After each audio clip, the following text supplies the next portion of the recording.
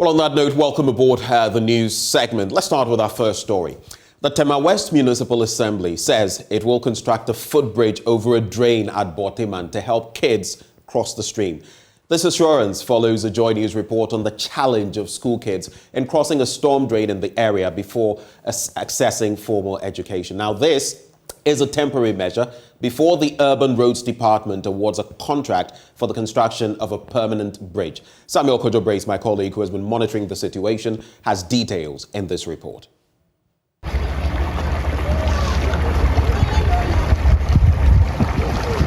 This is what residents here in Borteman call the Borteman Storm Drain. Some even prefer to call it a river. It is located between Kanewu and this community, around the old Zoomlion recycling factory on the Tema motorway. It flows through Borteman and crosses the motorway through Community 18 into the sea. Young school kids are left with no option but to cross this river every day to school. Kwesi lifts young children who cannot cross the stream on their own. I'm told this is a daily occurrence. Abigail is a basic 5 people who lives in Borteman and schools at Kanewu near Ashaiman. She's been crossing this river to school for the past 2 years. She says the situation makes schooling difficult for her and the kids here in Borteman. How dangerous is this passage to your community? Sometimes cars pass here, they fall inside the water. That's what I say. Wow. What does it mean to you? Do you become afraid to go to school? What is it? Please, yes. I'm afraid for that.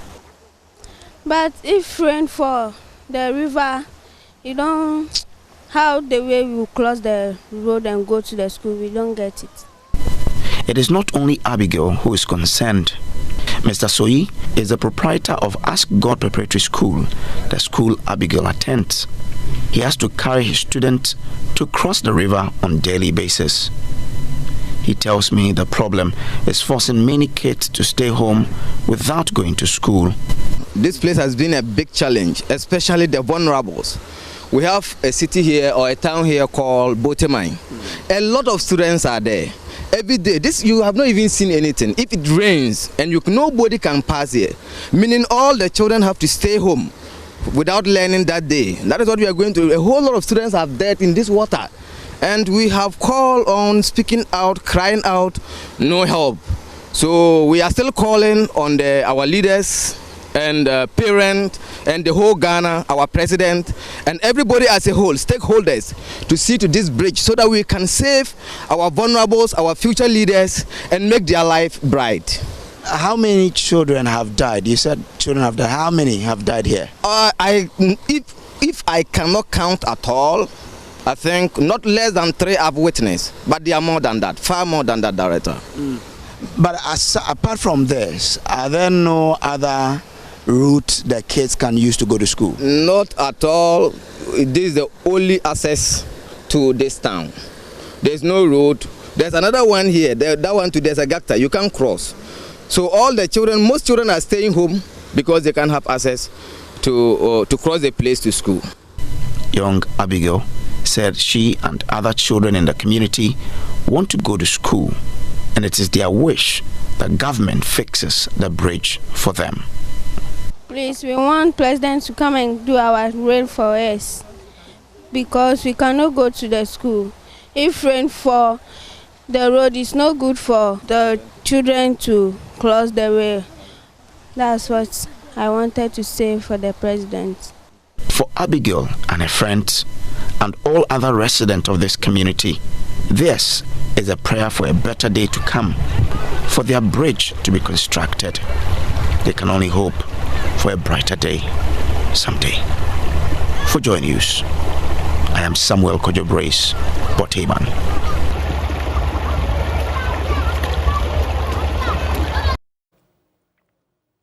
In our next story, President Akakpo has joined calls to demand for reparation for African countries that suffered from the slave trade. According to him, compensation to the people of Africa is long overdue. He was speaking at the Reparation and Racial Healing Summit held in Accra. Michael Ashali now reports. This event is very emotional for me. On my way here from the United States, I live in Chicago, Illinois, and on the flight here, I continue to think about all that our culture has been through.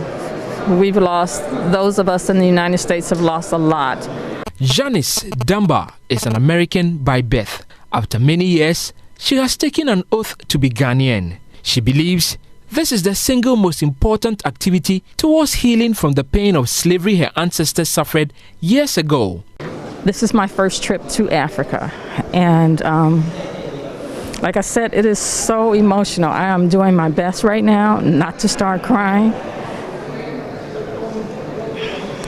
because it hurts, and I want to be a part of change, and being here in Accra is the beginning of my journey. When I think about coming back to Africa, I think about the legacy of the transatlantic slave trade and what was stolen from diasporic Africans like myself. What it means to be in a country where I do not feel at home. What it means to be alienated from my history, not because of something that I did, but because of something that was done to me. Jason Craig Harris is also now officially Ghanaian. He believes this is one of many steps that people of African descent must take while they fight for reparation for the injustice done during the slave trade era. I feel overwhelmed. I feel finally for the first time in my life that there is a place that I can call rightfully home. I feel welcomed, I feel affirmed, I feel embraced. Slavery is a legacy and a stain of trauma on the present. And I don't think there is anything that can compensate for that level of dehumanization and disregard for the bodies of people who look like me. However, I do think there is a responsibility of European powers, of former colonial nations and neo-colonial powers to acknowledge their complicity and their active involvement in the commodification of human bodies and their responsibility to, in monetary terms, enact reparations. Like Jason, many have been calling for compensation for African countries that continue to suffer the consequences of slave trade. President Akakpo added his voice to this call. We believe the calls for reparations to Africa are just. The effects of the slave trade have been devastating to the continent and to the African diaspora. You cannot quantify the effects of such tragedies, but they need to be recognized. Africa and her peoples lost out tremendously in that period, and its ripple effects are still being felt right till this very day.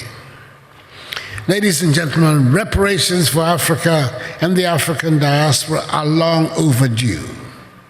Predictably, the question of reparations becomes a debate only when it comes to Africa and Africans. He was speaking at the Reparations and Racial Summit jointly organized by the African Union and the Africa Transitional Justice Legacy Fund. The president charged the participants to put together a policy guideline towards restitution.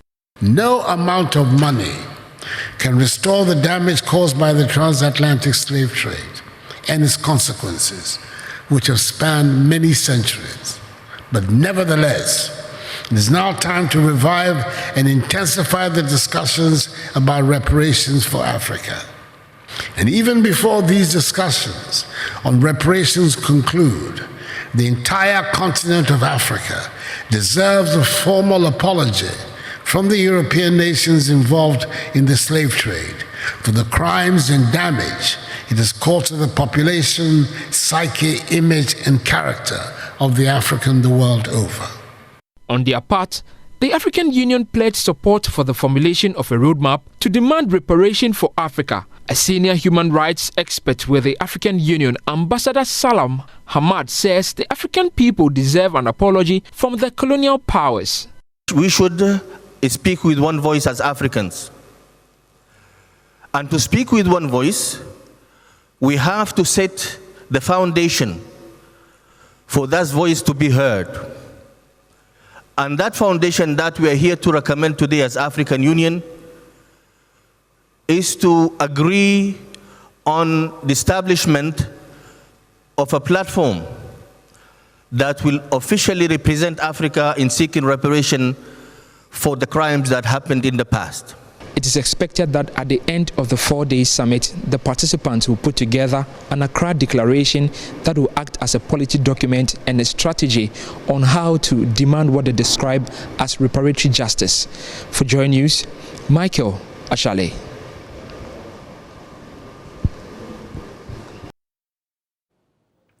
Let's talk digitization now, and Vice President Dr. Mahamudu Bawumia has hinted that the Ghana card could replace the voter's ID and become the primary document for voters in the 2024 general elections. If successfully implemented, holders who turn 18 will automatically be rolled onto the voters' register. Now, the opposition NDC has raised concerns, describing it as part of a grand scheme by the Akufo-Addo-Bawumia administration to disenfranchise eligible voters. Dr. Bawumia has been explaining why the replacement needs to happen. Soon, you will see that our problems with voter registration will disappear. It's only a matter of time, if not at the next election, then the next election after, because we spend so much in voter registration. But once unique identity is determined, and you cannot have underage people coming to register to vote and all of that, I think the Ghana card will be a good identification document, as we are already seeing, so that we sanitize the voting registration system. In many countries, once you are 18, you're essentially on the voters register, and that is it. There's no complication to this and going to fight and break legs and so on as we register to vote. I mean, the system is the system. If you are 18, you are on the register. Simple. And I think this is where we are headed. Well, now a CDD fellow in law and a justice, Professor Kweku Asare, is leading the charge for students seeking admission into the Ghana School of Law to boycott this year's entrance exam. The General Legal Council has asked these students to sign an undertaking not to challenge the outcome of the exams. It has also announced it will determine the pass mark for this year's admission. Professor Asare insists the General Legal Council is no longer fit to supervise legal education in the country.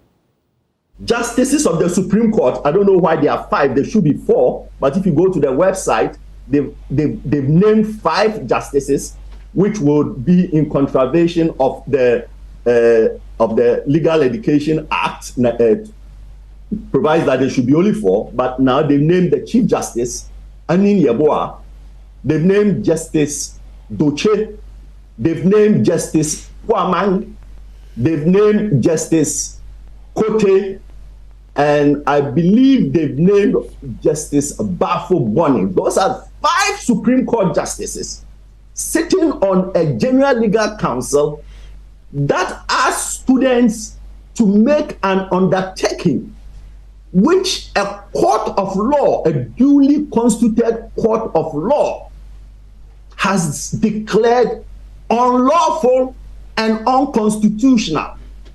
These guys, 5 justices of the Supreme Court, who have sworn an oath to defend, preserve, and uphold the Constitution, decide in contempt of the High Court ruling that somehow they are above the law and they are not going to follow what the law says.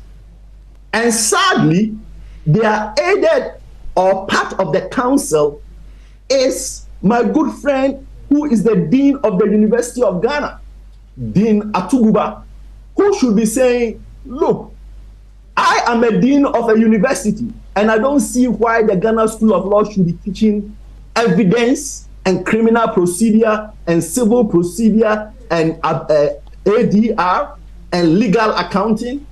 We want to be offering that, and we should send all these courses back to the university.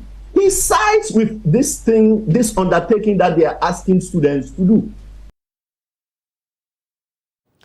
Now, the Member of Parliament for North Tongue, Samuel Okudzeto-Ablakwa, is asking Parliament to sanction all 3 members of Parliament who absented themselves for more than 15 days. He says Absenteeism should not be glorified, and a legislator who goes against the rules must be dealt with. Mr. Ablakwa has been addressing students of the Simon Diedong University of Business and Integrated Development Studies and some second cycle institutions in WA. Correspondent Rafiq Salam now reports. The ranking member of the Foreign Affairs Committee of Parliament, Samuel Okujoto Ablakwa, noted that there is leadership crisis in the world, which has thus resulted in the many conflicts, chaos, and social tensions and upheavals in some countries. Narrowing it to Ghana, he described President Akufo-Addo's failure to relieve Minister for Gender and Social Protection, Sarah Josafo, from her position for a year as leadership paralysis. Though he welcomed her sacking, it was long overdue.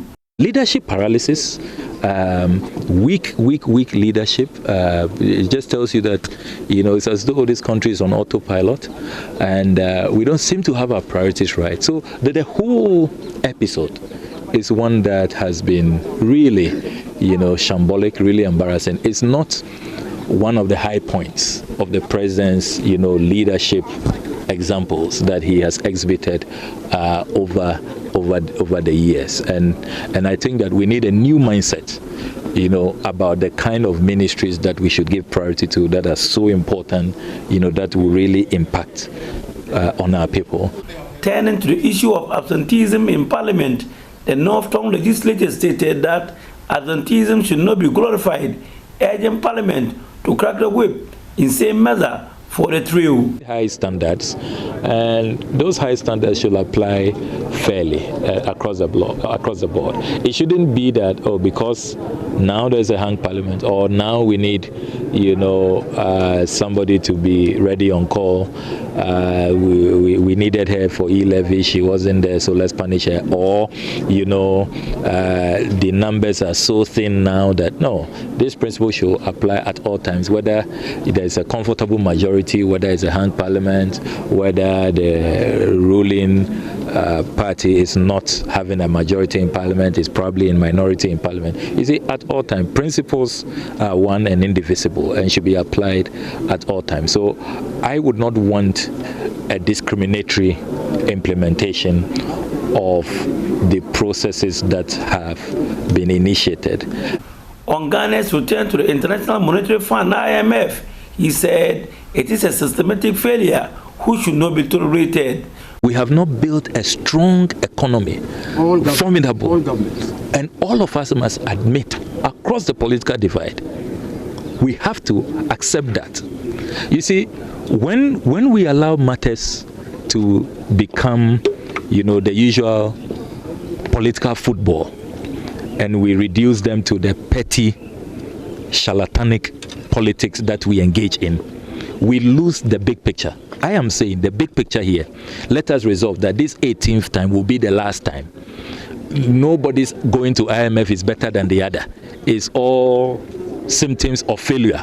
Let us resolve that we will even learn from the Cubans. Can you imagine that Cuba has been under blockade, has been under sanctions for more than 50 years, and yet Cuba has shown such resilience? Can't we learn from countries like that? So how is it that the little shock, gold prices have gone down, oil prices have gone up, there is a pandemic, and look, what this pandemic and Russia-Ukraine war and all of that has showed us is that we have degrees of leadership and competence, let's admit it. Reporting for JoyNews, Rafiq Salam, Wa.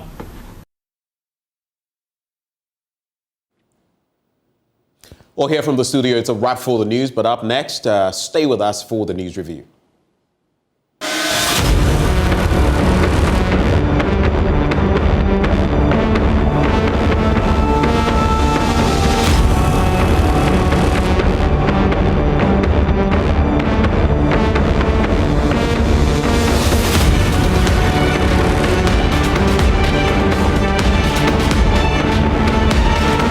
To the papers, let's quickly explore what they have for us.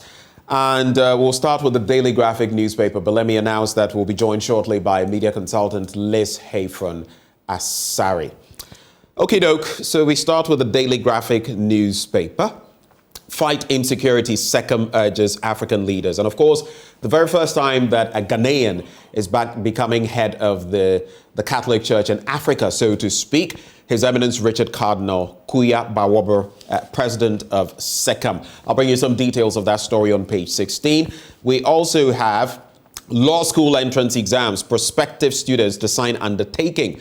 That's according to the General Legal Counsel. And this statement has stirred the hornet's nest because it's got a lot of people talking about why students have to sign an undertaking of this nature. Yesterday, interacting with Suleimana Brahima, Executive Director of the Media Foundation for West Africa, I actually read this undertaking that students have to sign. You sign away your rights to get any retallying of your scores. You sign away your rights to basically seek any redress, any form of redress on the back of this exam. You don't have the right to even know what the pass mark is. And I ask, especially as a student of law myself, some people are afraid in my position to talk about these issues because guess what? They feel they'll be victimized, but someone must bail the cat. So the question is, to my former dean, Dean Atuguba, to whom Professor Kweku Asare has addressed that question, and the others on the General Legal Counsel, how can it be that you have an exam and nobody knows what the pass mark is? And so what? It's discretionary, it's unilateral, it's at the what? Behest of the powers that be. So in any given year, for example, the General Legal Counsel could decide the pass mark is 70%, because this year so many people have crossed the 50% mark and we don't have enough space. While in previous years, by and large, it has been 50%. And it's all discretionary. How? How can we have that? When I attended the University of Ghana as a postgraduate student, there were different phases. You sit the entrance exam, you have to pass 2 essay questions, you have to write some sense, they'll check your grammar, your analytical skills, your knowledge of current affairs. Then you get to the next stage where, you know, it will be whittled down, then the interview stage. Why can't we have a system where people know that, look, this is what it takes? Fair. I mean, they determined, even when I was entering the University of Ghana Law School or faculty, they determined the pass mark, which, well, maybe not too many of us knew or nobody knew. But how can we sustain such a system? Not at our primary level, not at the basic level, BECE, not at the SHS level, not at the university level does that apply. But once it gets to law school, then all of a sudden everything is a haze, misty, very vague, ambiguous. Why? You know, it's a question really our legal system must address. And I'm wholly for what Professor Kweku Asare says.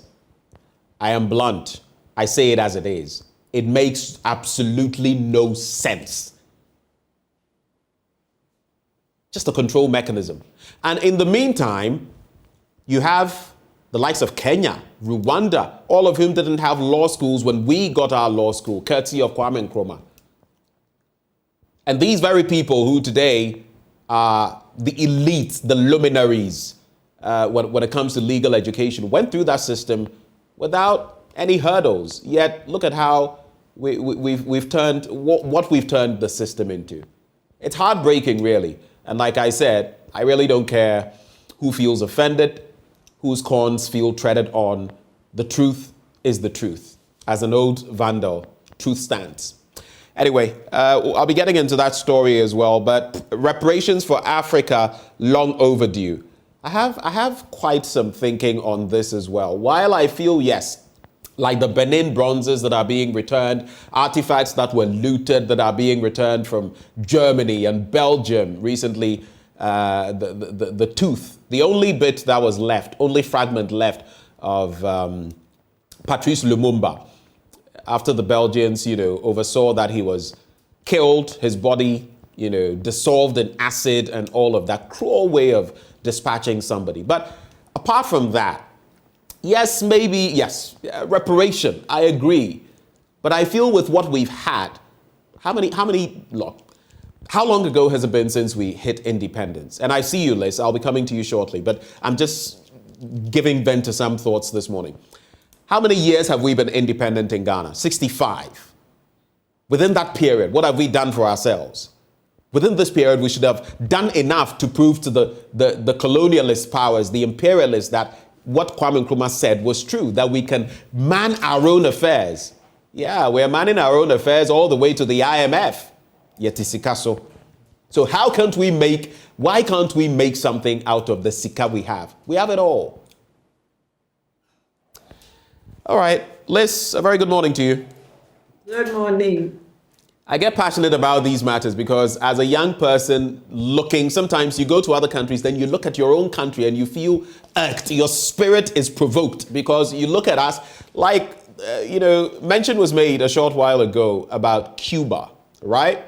Cuba has been under an embargo since the 1950s, since Fidel Castro and his people came to power, and all the way till now, stiffer under Donald Trump, being eased up a bit now, but they've survived. I have lived in Cuba. They've survived to the point where these antique vehicles, people travel to Cuba just to watch them. They realized they didn't have much, so they capitalized on tourism. You should go there and see what they're doing. We have everything yet.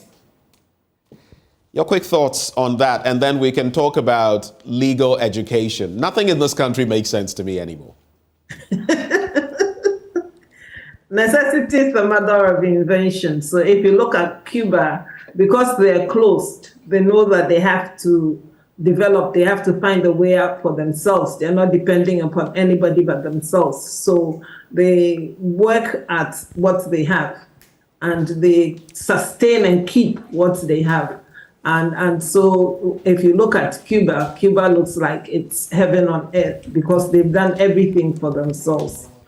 Again, when you're open, like we are, and talk about free trade, and then you have this globalized world where it has become like a village, and everything is being thrown at you.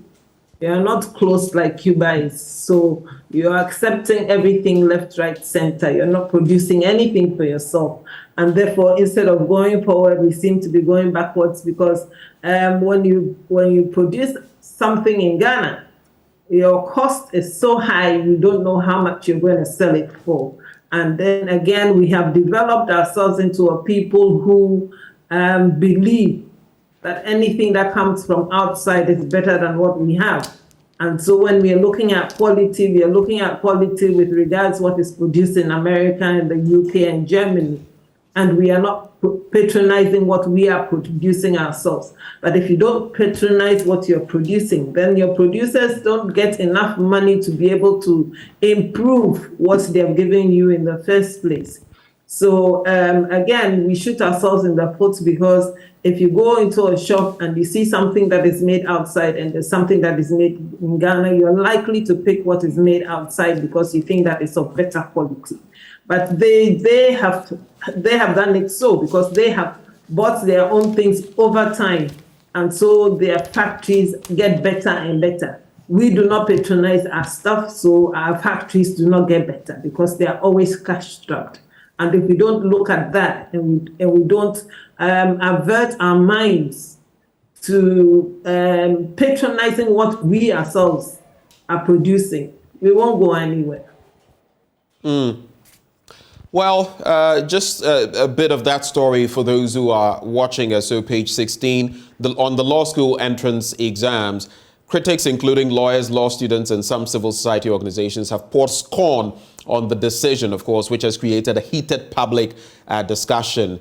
That is to have this undertaking not to challenge the results of the examination. However, those in support of the decision think the GLC is being practical owing to the limited space in the Ghana School of Law compared to the overwhelming number of Bachelor of Law graduates who want to enter law school to read the professional course. So what this simply means, Liz, is it's not that you are not qualified. It's not that you don't know enough. It is just that because we have a paucity of space, we're going to do everything possible to eliminate you in whichever way possible. And for me, that is mind-boggling, it is fatalistic, and it is even unpatriotic, because like I'm saying, in other countries, you know one thing that even makes this entire saga so nauseating? The point that, I think, is it the Upper East or the Upper West? There are about 3 lawyers, 3, operating there in an entire region. There is such a shortage of legal brains to handle cases across the country. Yet, we have a system that has created some sort of ivory tower-like, place where it is just for a few people. And,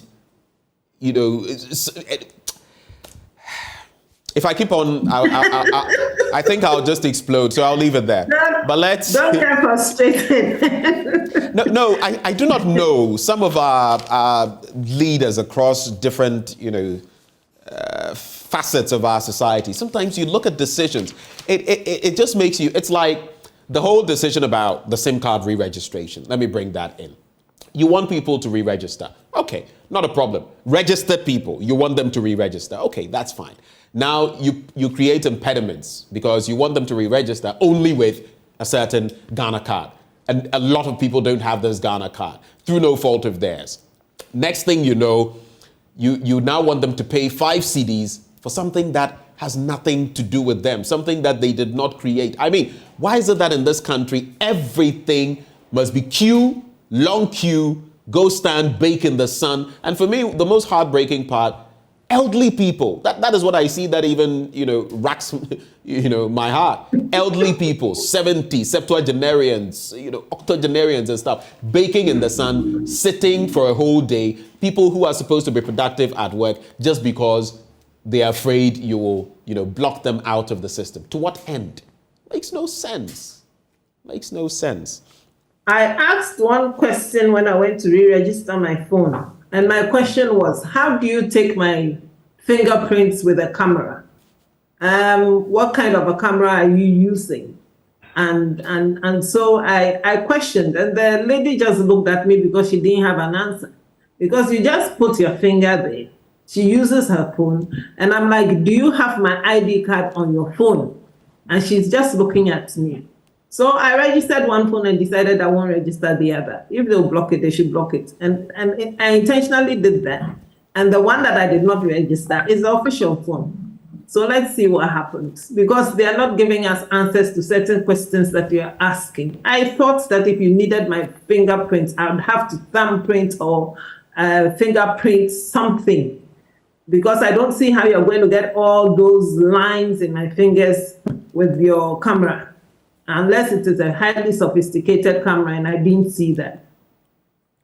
Well, we'll see how things go. The latest we've heard, though, is that people are now, some of them take quick loans. I hear, depending on how long you've been with the network, you can take up to 2,000 Ghana cedis and others.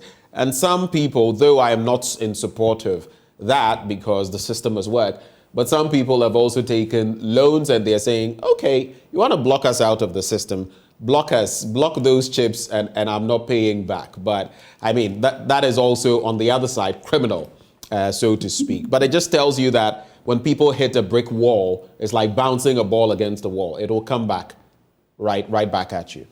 Now, let me go back to the lawyers. And I have said time and again that I'm surprised that our Ghana Law School has not expanded yet.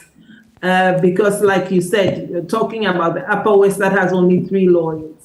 And then you have people saying that we churn out so many lawyers, and what do the lawyers do?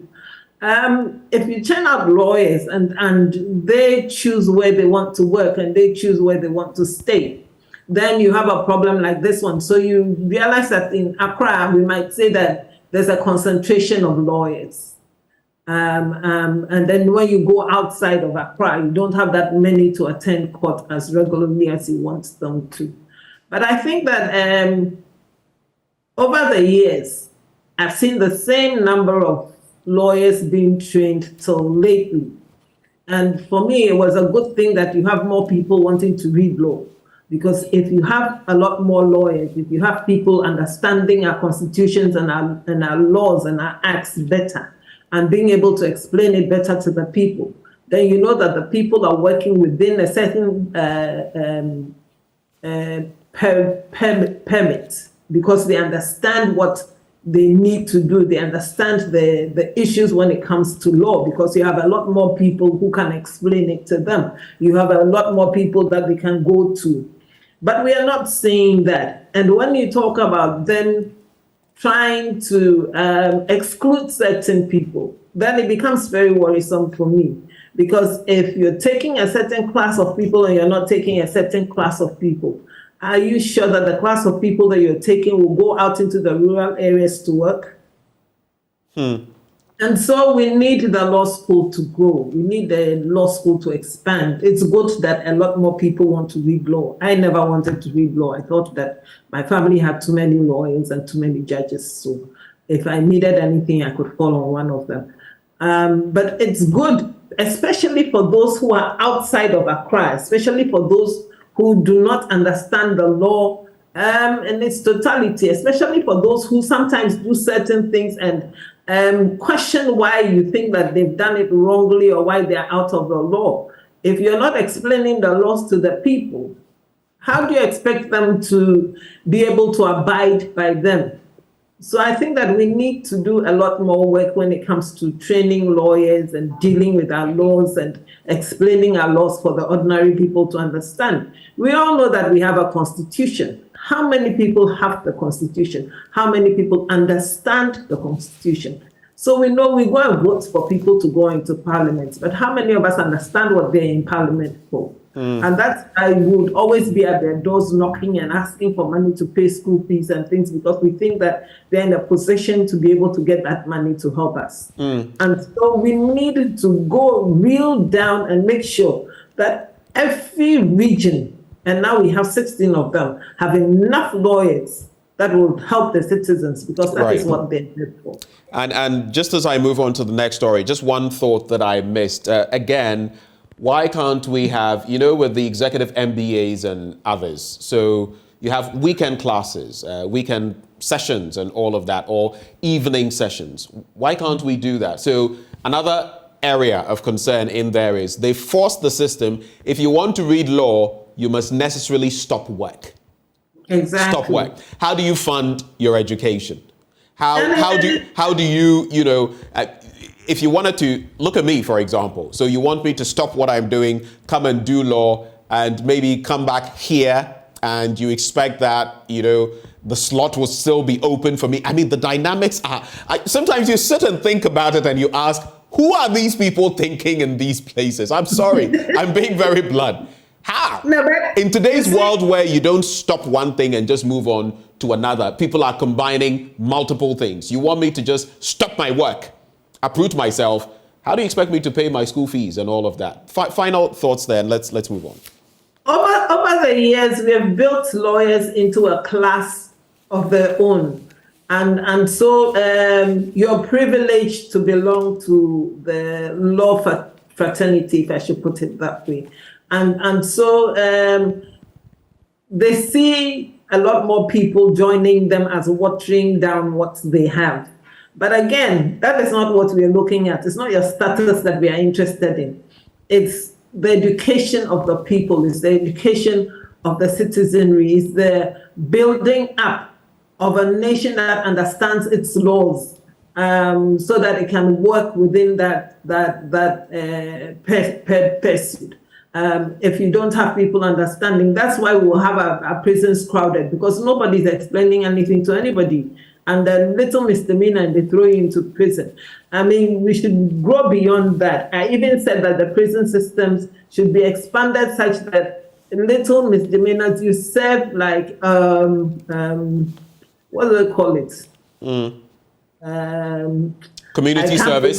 Community service. Community service. You do some community service to make up. Well, I think recently the president assented to plea bargaining, I think. So yes. Now there are going to be some mitigating factors so that people can have some breathing room. We had that long ago, instead of us sticking to one stringent rule of doing things when it comes to the law. And again, when you're talking about people who are working, right now law is like a second degree. You're looking at people who are working, and yet you're expecting them to leave their work and come study. And so who fills in those spaces? And when you finish reading your law and you want to go back to where you're working, you think your employers are waiting for you. They must have filled it up.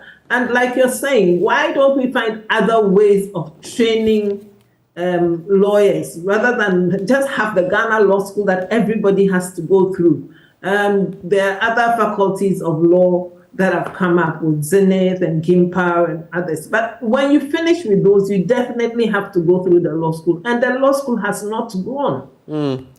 Other stories, let's do some business-related stories quickly and move on. Non-traditional export earnings hit $3.3 billion in 2021. That is an increment from $2.84 billion in 2020 to $3.33 billion in 2021. It represents an increase of 17%. Now, the performance is associated with economic recovery post-COVID-19 on global trade, which the WTO forecast to expand with double-digit numbers. I see forecasted in the daily graphic. Forecasted. So, which the World Trade Organization forecast to expand with double-digit numbers. It's like saying broadcasted, which we often, but broadcast. Anyway, so that story, and then graphic business. The printer's devil. Is it a printer's devil? Really? Business, graphic business. Industry wants say in IMF negotiations, and the Association of Ghana Industries, AGI, has expressed readiness to partner the government to negotiate a good deal with the IMF to help accelerate the recovery of the country's economy. And then again, interest cost wipes off 55% of tax revenue. Inflation, CD fall to blame. Let's do the Ghanaian Times newspaper list. On page 17, which is the banner headline, Veep inaugurates 100-kilometer rehabilitated Kumasi roads. Military officer dies of monkeypox in Bolga. That's a sad development. I think outside of Africa, listening to the BBC yesterday, I think only 4 people have died, but within Africa, quite a number. Resolve issues surrounding LPG supply to end tanker drivers' strike. That is COPEC Ghana appealing to government. And transatlantic slave trade in Africa. President demands apology compensation from European nations. Let's focus on page 17 on the issue of LPG drivers and move on. So the Chamber of Petroleum Consumers Ghana, COPEC Ghana, has urged the government to immediately resolve pending liquefied petroleum gas issues with industry players to restore supply of the product in the country. It said the Ghana National Tanker Drivers Association, Liquefied Petroleum Gas Marketing Companies, and the Ghana Liquefied Petroleum Gas Operators Association had withdrawn their services effective yesterday because their concerns had lingered for long. A statement issued in Accra yesterday by COPEC's Executive Secretary, Duncan Amwa, said consumers would continue to bear the brunt as all LPG outlets remain non-operational.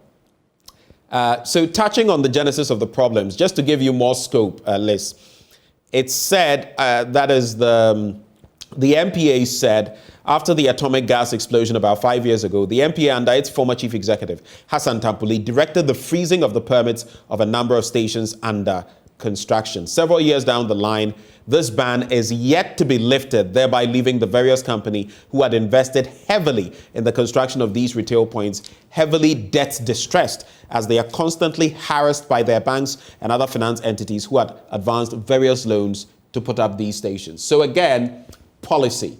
Something catastrophic happened. In fact, I was in the neighborhood and I felt what had happened then, the explosion. On the back of that, you put in place measures to regulate, mitigate the situation. What do you do ahead of that or after that? Put in measures as well so that these people don't lose out. All you need to do is ensure they are in compliance. But here we are, we're resolving one problem and creating other problems at the same time. And I am here thinking, how long has this gone on? Again, I can feel the pain of the drivers and those who are involved in LPG distribution. Because if for several years your source of income, let me use the word advisedly, it's being toyed with, then you'd want to find out what exactly is happening to you. And when you talk about people's debts not being paid, and they're not being productive, so they can't really pay their debts, and so the interest is accruing. So you'd owe the banks far more than you envisage that you'd owe them. But again, then your job too is on the line, because you're not producing, or you're not doing as well as you expected that you'd be doing. So all these questions are running through my mind. And you said, yes, it's back to policy. And why has government waited so long? Do we always have to come to the point where somebody has to protest before we act? It appears that's the only language we understand. Which is bad, because then it means that somebody is not doing their work. Whose table is it on? Why is the person not taking action? Why is the person still at post after so many years? And these are questions that keep running through my mind, because if you want a smooth system, then you should have people who are there who know what they have to do and are doing what they have to do. Otherwise, we will keep going forward and coming backward, and going forward and coming backward. Fine, there was an explosion was it the one in Atomic? Yes. The one at Atomic Junction? Yes.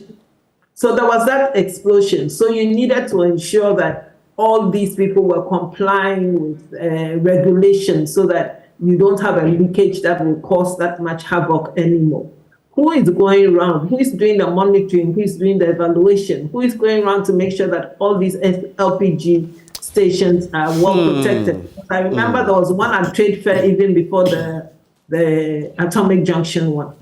And so my question was, but there was one recently. We lost very close friends and loved ones. Why are we waiting for another one to occur? Another one has occurred, and up till now, nothing has been done. So it's we don't know what we are doing. We are not serious with what we have to do. And if we are using LPG so we keep our forests, and you are not making sure that people get it and at reasonable prices, then we are just going. What are we doing then? Well, let's just wrap with these two stories very quickly. I'll read a number of stories, but I'll focus on just two, and maybe in a minute and a half we can wrap with those. The Daily Guide newspaper. NPP foot soldiers cry for reshuffle. I'll be telling you a bit about that. Daughter killer dashes to court. There's a picture here of Oliver Baka Voma, or Kumanga, as they put it here, set for High Court trial. More projects coming, Baumia assures Asanteman. There's also the Finder newspaper. SIM card registration centers empty following deadline extension, but NIA head office remains inundated. There's Japanese government donates 23 vehicles to Ghana Police Service. Yeah, this is what we know. Receiving every time. When are we also going to grow up and give? Even the Bible says it. There's more, joy. It's better to, give than receive. We're always going pan in hand. Give me, give me, give me, give me. Reminds me of a boy in Liberia, Monrovia, back then. Interesting story. Maybe I'll tell you someday, Liz. And there's the Meridian. NPA assists Zambia to fight fuel adulteration. Interesting. So those two stories I want you to look at. NPP foot soldiers cry for reshuffle, and the group is Alliance for Foot Soldiers Advocacy, which is appealing to President Akufo-Addo to reshuffle his ministers as a matter of urgency. Ministers, deputy ministers, CEOs, they want them reshuffled. And the Finder, Japanese government donates 23 vehicles to Ghana, as well as SIM card registration centers empty following the pushing of the deadline. You can pick two and react to them in a minute, and we're off. I'm thinking about reshuffling, and I'm wondering, when you reshuffle, it's the same ministers that you're moving around. But have we seen the ministers get A+? I think a reshuffle should also be able to include getting someone who is not performing out and bringing someone completely different in. Exactly. But again, I am saying that have we been able to examine to know those who should stay and those who should go. If you look at the ministries that you probably deal with, is it anything to write home about? I sit and watch, and I think that there's a lot that needs to be done. Reshuffling alone, it won't solve our problems. We need to build strong institutions. And if our ministries, departments, and agencies are not strong institutions, then we have a lot of work to do. So yes, maybe a reshuffle will help us because new ideas will be brought in and people will be able to think outside the box and become creative and do certain things differently. But we as a people should also call for certain things. Apart from reshuffling, we should make sure that our ministries are up and doing, our departments and agencies are up and doing. And I think that if we call for that and we insist that we get value for money as regards the services that we are expecting them to put out, then we would be way ahead. We won't be dragging our feet, or we won't be crawling. Right. You mentioned another SIM card registration centers. Now, the deadline has been postponed, and all of a sudden they are empty again. I guess it's a cat and mouse situation. Maybe some 20 seconds on that. I believe that people think that now they have time, so they are not pressed. You know, people would leave anything they are doing just to go on queue to get it registered because you have a deadline, and if you don't get it done. And so people left their jobs and everything and went to queue. Now that it has been extended, I think that Ghanaians, we like last minute. But I believe that over time, what I don't see is NCA and the telecos being proactive, also going out. You want people to come to your offices, but your offices are not everywhere. So if I have to leave where I work, I probably have to travel some distance to your office to be able to sit there and wait and register my SIM card. Can we have them move into the communities? So you say that you're in this community for a period of time and people should come and register, and have people who are dedicated to that. Right. I mean, just registering SIM cards rather than going into their office. Sometimes their offices are crowded. Yeah. People are outside in the sun. There's nowhere for them to sit. Some of them are standing around waiting for hours on end. Can they go out and make sure that we provide this service and see what the Ministry of Communications can do to help them? So people do not spend the whole day just waiting to register. If I come to register my SIM card, it will be when I think I have time to do so, but maybe I have other priorities. So you'll see the centers empty because people left their jobs to come and sit there because there was a deadline. Well, I guess it's a situation we're going to have to deal with some way or other. I know the telcos have made some effort, though, to remedy that. But thank you so much, Liz, for joining us for another Tuesday morning. Colorful outfit. Do have a good day. Thank you also.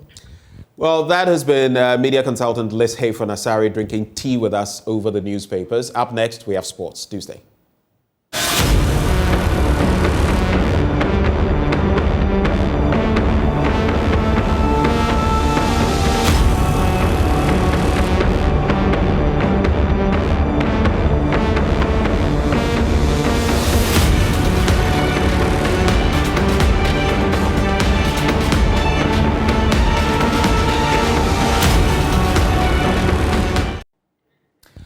Thank you for staying with us on the AM show.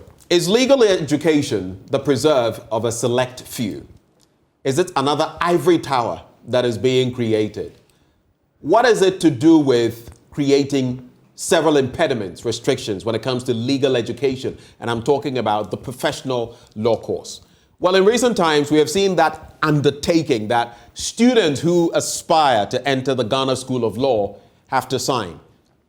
No retaliating option available, no remarking options available. In fact, you cannot contend with anything that the General Legal Counsel determines to be the outcome of that examination.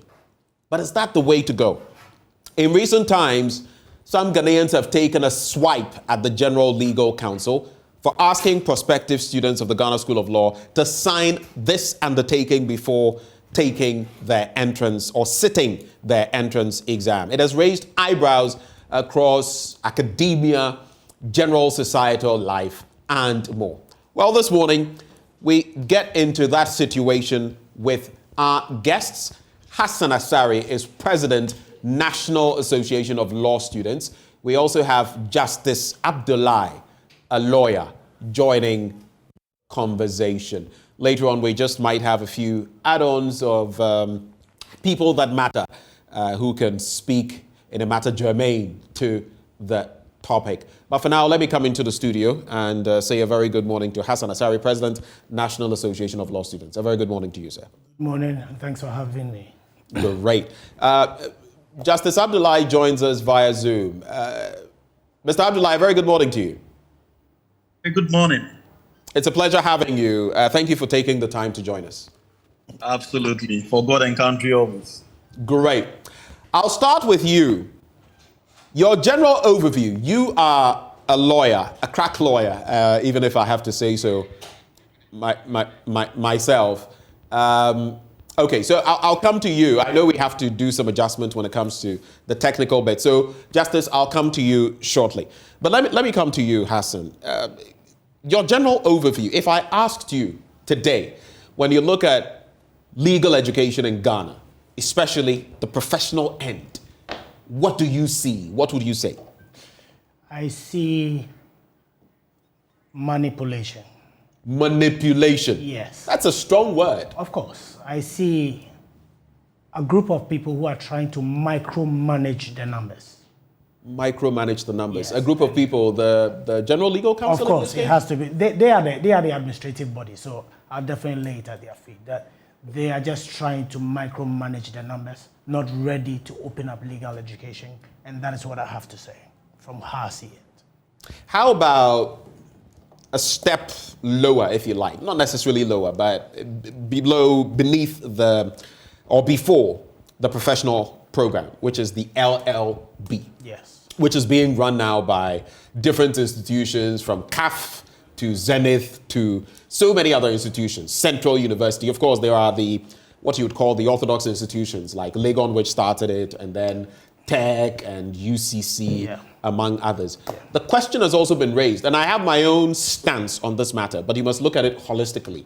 The point has been made about the quality controls. How do you feel about that in terms of ensuring that we have the quality getting into law school? Because guess what? My friends in law school will also tell you that, look, some of the people even there at the Ghana School of Law, you would wonder how they got in, because the most basic concepts, they simply do not have a comprehension of. So what do you say about that? I think, for lack of a better word, it's a bit lame to even use the word quality. Let me use Mawako as, yes, I'm referring to Mawako. Okay. Recently, I heard they were, the company was, they were in a bad light on a They were halted. Yes. From doing any business because of some food poisoning. That is if it is true. There are authorities in place to ensure that the faculties are meeting the basic standards. If you think the faculty is not, why not shut it down? Right. I mean, I remember there was a time they were talking about, if you recall, in the papers, they were talking about a long list of things that these faculties have to do. In fact, libraries, for example. Exactly. At least my former faculty, the University of Ghana, you would have students from Gimpa and other places coming there because of the rich resources. I used to. You used to come there as well. Good. So, at least that is the case in point. Some would say you don't even have a befitting library. When it comes to lecturers and all of that, you don't have the requisite, numbers or people across the spectrum of learning to fulfill this. That is a critical aspect to look at, right? Who gave them accreditation? Good Why point. are we still keeping them there? Because I feel that sometimes, you see, I always say the problem with Ghana sometimes is about maintenance. If you have set the criteria, they have met it, and they decide to lower it, you should penalize them. You don't generalize these statements. I am not in the position to ensure that the right thing is done, because that is not my job. If they think they want to employ somebody to do it because they don't have the capacity, they should do it. But they cannot generalize this statement by saying that because some people came and they are, for lack of a better word, stupid, everybody is stupid. That would be a bad conclusion to actually arrive at. Because we have these institutions to ensure that the right thing is done. So if you have to penalize them to make sure that the quality is coming up, that is your job. You shouldn't come to the public domain because I see it as an excuse. That is a job for somebody to do, so do it. And then when you are done with it, we can talk about other issues. I think it's just an excuse to just go on with what they are doing. That's basically it. Let's talk about what the system was before. And we know that some of those who are now championing this new system did not have to go through what they are having others go through now, which sometimes sounds a bit, and you know me, I don't mince my words, sounds a bit Pharisaic to me. You remember in the Bible how Jesus would say, you heap burdens upon others that you yourselves cannot carry. Right. So let's talk about what pertained in the past. You went through, well, back then, the only school available, yes, Legon. That's right. You go through Legon. Once you pass Legon, it's a straight entry into the School of Law. That's right. No impediments, no interview, no examination, whatever. You are done. Once you qualify from there, you get into the School of Law. Things have changed. Do you feel we should go back, we should revert to the system we had before? What alternatives are available? Eventually we'll get to the undertaking and all of that, but I just want a holistic overview of legal education. It would be good to take you back about 15 years or more ago, when they tried to expand legal education through the faculties. You remember the hustle and tussle that President Kufuor went through with these people trying to adjust. Now, Legon was the only institution. Then I think Tech followed, then GIMPA and other ones. Now, every reasonable... Now we have the UPSA. No, in fact, we have more. I think 14. Some have said 14, some 17. But I think it's 14. But let's assume it's 14. You would assume that reasonably, if we had only one Ghana law, we have only one professional law course institution, which is popularly known as Makola.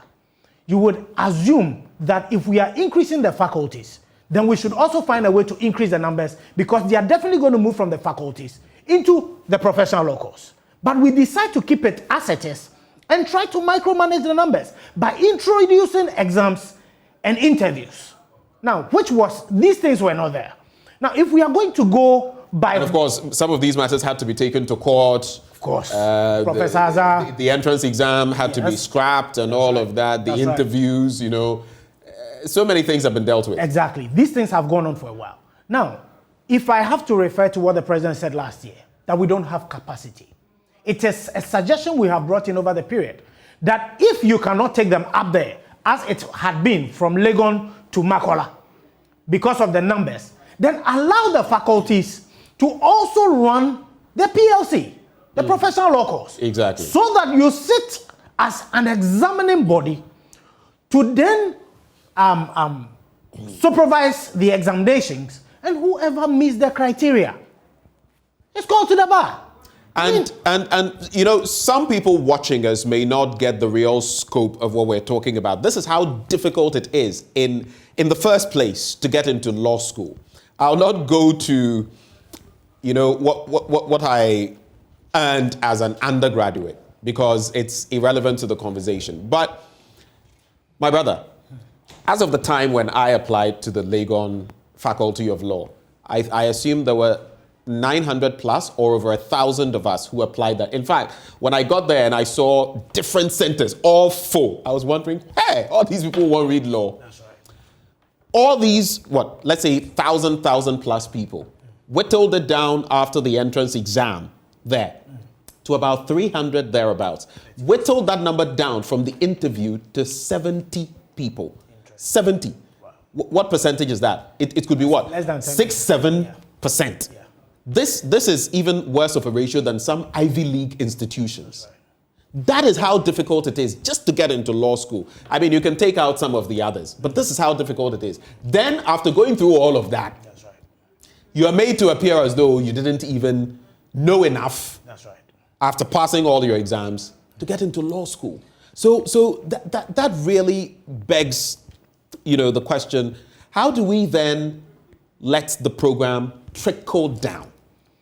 Because we've spoken about creating room for the numbers. We've spoken about the law village, for example. How do we get, you know, this to trickle down? I'm sorry to say that. I think the law village is just a gaslight. You think the law village is just a what? Gaslighting. Wow. Yes, of course. Because last year, when we talked about space and all that, they carried bulldozers to the site, showed us videos and pictures of all those things. What has happened to that? We are always using this kind of excuses like mass admission, they are building and they are expanding, but we are not seeing anything. You see, I'm sure you said when we get here, but let me touch on something real quick with our press release. Right. Now, this is a situation whereby nothing is happening, but you are making people feel like it is the students. Over the years, I can say that they have never had the mindset of opening up legal education, and I can say it on authority. You look at the kind of requirement they placed out there, the advert they made, and you can be able to deduce that the plan is not to open up legal education, but to micromanage. So some of these things, it's not that we are not aware that this is the mindset, because we can read in between and draw that conclusion. And over the years, it's not that students are, for lack of a better word, stupid. Sometimes because of their plans, they tend to take these decisions just to frustrate, just to let people feel you are not good enough. But I believe most of these people are very brilliant. And my submission has been one. If 5,000 people wrote the exam and one pass the person. But if the reverse also happens, I think we should enforce that provision. Let me quickly get the thoughts of Justice Abdullahi as well. Justice, good morning to you once more. Hello, Mr. Abdullahi. If you're with me, you will have to unmute. I'm unmuted. Great. So I just want to find out from you. I don't know whether you follow the conversation with Hassan in the studio, but if I asked you today, what is the state currently of legal education in Ghana, what would you tell me? Very briefly. I think it's a difficult one. We have gone beyond the stage where we ought to have opened up legal education for the people of Ghana. The statistics would reveal that we have barely 7,000 lawyers in Ghana, and less than half of them are practicing. Are practicing. The rest are in the corporate and and in politics and other places that deprive them of having to put the expertise to the public domain. And so what you find is that even the state doesn't have lawyers. The Attorney General's office lacks lawyers. If you go to the 5 northern regions of Ghana, you have less than 20 lawyers put together, the entire 5 northern regions of Ghana, representing the state. And if the state is unable to have a decent number of lawyers to even represent itself at the northern part of the country, you can imagine how many private practitioners would want to practice from such areas. I mean, from the last Congress or so, the last meeting of lawyers, I think it was the Upper East or West, one of them, had only 3 lawyers for an entire region. I mean, how can we even be happy about such a situation? That's exactly the point I'm driving home. So if 5 regions put together cannot even boast of 20 lawyers, then clearly you should know that you have a problem. And it's not just limited to those regions. Even in Accra, where the Attorney General has his headquarters, where everyone else would want to be, the Attorney General's office doesn't even have enough lawyers because nobody would want to join. Well, the situation has improved a bit today compared to the past. But the point remains that even the entire 7,000 lawyers on the roll of the register are incapable of serving close to 40 million Ghanaians. This is a fact that cannot be disputed in any way. And of course, you should remember that not the entire 7,000 are even practicing. And I've given you instances of those who do not practice and those who are ill, those who for whatever one reason or the other just needed a legal education for their private purposes, not necessarily to put it to public use. And so we have all these extenuating factors that make it imperative for us to have more lawyers. And unfortunately, I am unable to understand and appreciate the position of the General Legal Counsel, which appears but just hold for me. You're saying you fail to appreciate the situation, but this is the same General Legal Counsel that dispensed the exam you sat, and now you're a lawyer, right? That is so. Well, you didn't get the position. My point is that I am unable to get their point when it comes to the opening up. It's very difficult for me to appreciate that position that keeps, well, they've never officially advanced any argument against the opening up, apart from the former Chief Justice, who said in a lot of ways that because of the falling standards. But that's a very difficult element to measure, whether indeed there is a falling standard in legal education, and whether that is a good enough a reason to continuously restrict access to legal education, when we recognize that indeed we need a lot more lawyers in Ghana for obvious reasons. And so, particularly with democracy, comes with the activities of lawyers and their practice. We need more lawyers for obvious reasons that we may not have to list the basis. And so, the point is that having come to this crossroads, the state even recognized through, at least by the intervention of the president and the building of the legal village at UPSA environment. But that is still a position that is still difficult to appreciate, when all that needs to be done is to empower the faculties. The faculties, at least those that are recognized to be doing well, to empower them to run the various professional courses. Quick question. Quick question. Why do you feel that is not being done? Because this is not the first time. I mean, the dean of my former faculty, the University of Ghana Faculty of Law, for example, has spoken about some of these matters, though he also sits on the General Legal Council. But the question is, why do you feel that is not being done to activate this and allow basically what pertained in the past to happen now, especially with the swelling numbers? Well, as for what pertained in the past, it may be difficult to have that now, considering the numbers. In the past, we had barely 50, maximum 80 people who were entering the law school. And so you can't have the same structure existing today. In the past, as I think one of you mentioned earlier, the moment in fact, you didn't even need to successfully complete your LLB studies. So long as your tenure at the school is over, automatically you enter Makola, and then if you have any papers to erase it, you are even allowed to do that. So you didn't even need to pass in the past. But now you don't only need your certificate, but you actually have to also sit an exam and go through an interview before you can be considered, not that you be admitted, before you can be considered.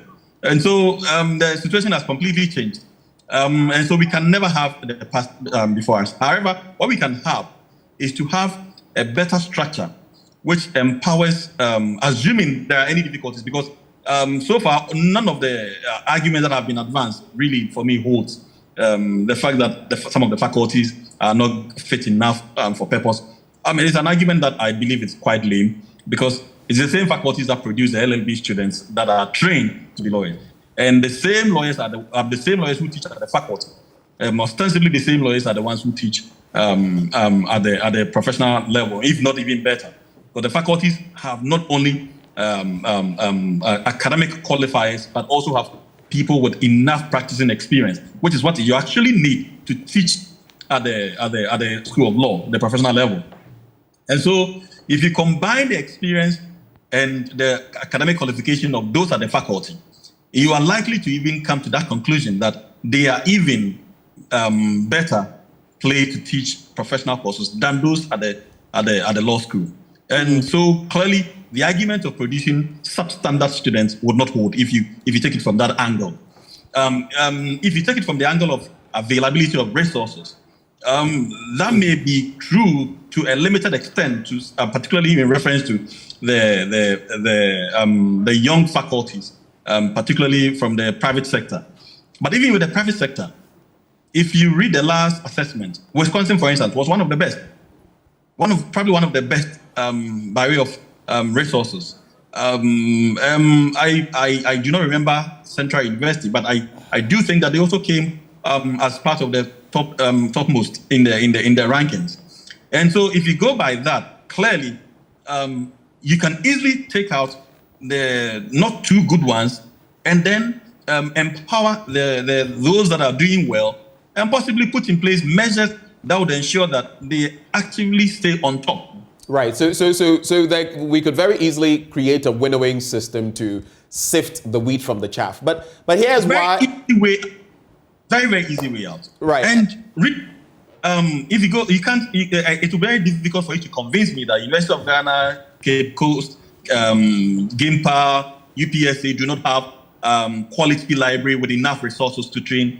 That's an impossible argument to make. If these institutions alone, at least the 5 public institutions that are training lawyers, are good enough to train LLB students, who are the bulk of those who are admitted at the professional level, then upon what basis would you deprive them of the ability to train the professional students? Really, it's not as if the courses that are taught at the professional level are any different or harder or in any way more complicated than those that are taught at the LLB level. It doesn't exist. That's not how it happens. In fact, it is never the case. Indeed,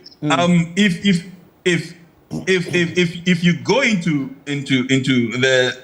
the course outline, you probably come to that conclusion that indeed the courses, the procedural courses taught at the professional level are relatively easier than the hardcore law that are taught at the LLB level. So it would be unjustifiable to deprive a faculty that has trained students who are who you feed to the professional level, and turn around and accuse the same faculty of not being incapable of training the professionals. So that's a very difficult argument. That's an interesting turn. Before I come back into the studio to Hassan, 2 quick questions. So one, maybe the first one is not so much of a question. I myself, and I've said that maybe I'm using myself as a scapegoat because I know this is a slippery slope and the system can bite hard. But hey, someone has to say some of these things, whether the system likes it or not. So you expect me, Justice Abdullahi, looking at what I do, you want me to up and leave, just pack bag and baggage, quit my work, because that is what it basically means. Quit my work, lose my source of income, at least one stream of my source of income, and just basically somehow magically take a hiatus of 2 years, go to law school, and how I'm going to finance myself, finance my education. And mind you, legal education, where you're looking at the fees right now, the 17,500, almost 20,000. You're not talking of books. You're not talking of other things you need. You're not talking of how you would dress. And then there are stipulations for all of these. So let's say averagely, Hassan could confirm, maybe 25 to 30K every he's saying 50. Fueling. So yes, driving to work. So let's say 50,000 a year, just to take care of all of this.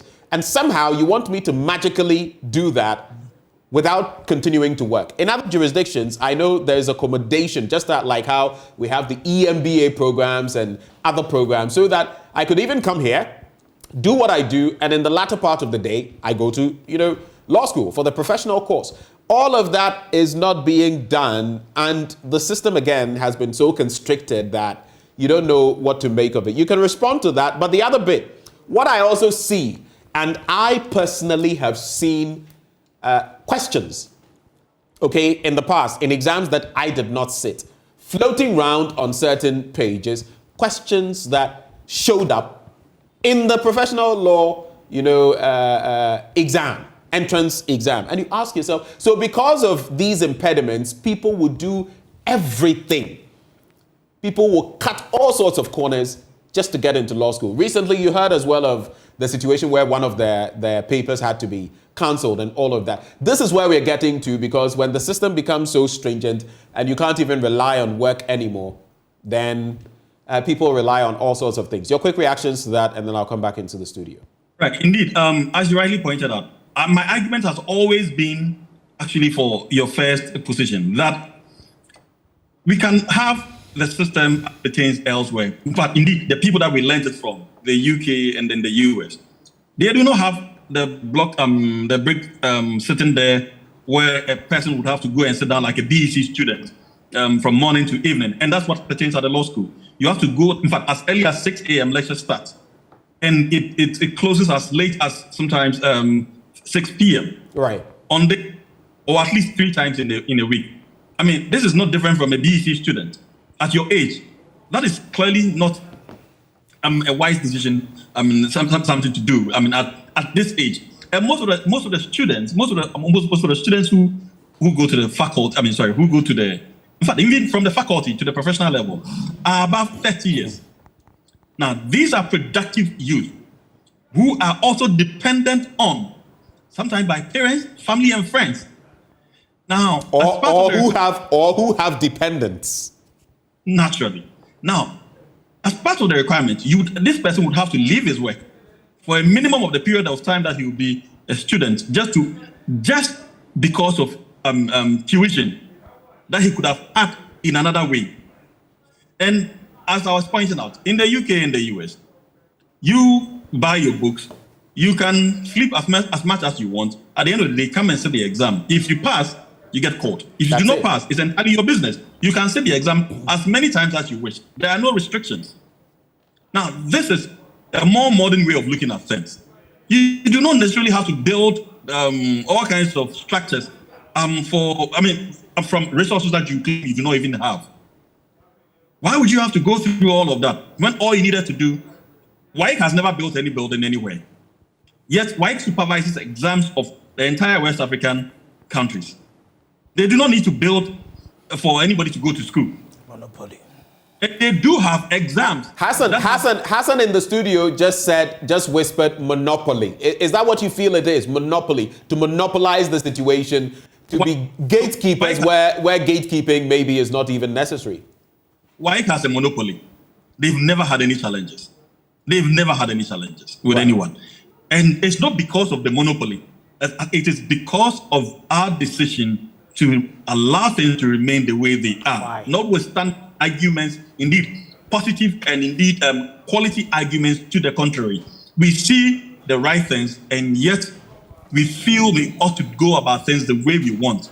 And sometimes it's so difficult to say, as you said, because the system can bite really hard. Yeah. Really, if you make your words. And so in addressing some of these issues, it's so difficult to point out the rot and be able to make your argument, fine argument that would be so acceptable without the person feeling hurt.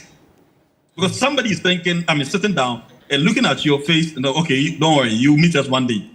We will deal with you. If you remember the case of Dafia McCoy and I think another MP, simply made a decision, a legal decision, a parliamentary decision to amend the laws governing the General Legal Council.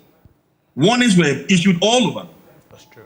And I can tell you, these threats were not empty threats. They were threats that are coming from people who could enforce these threats.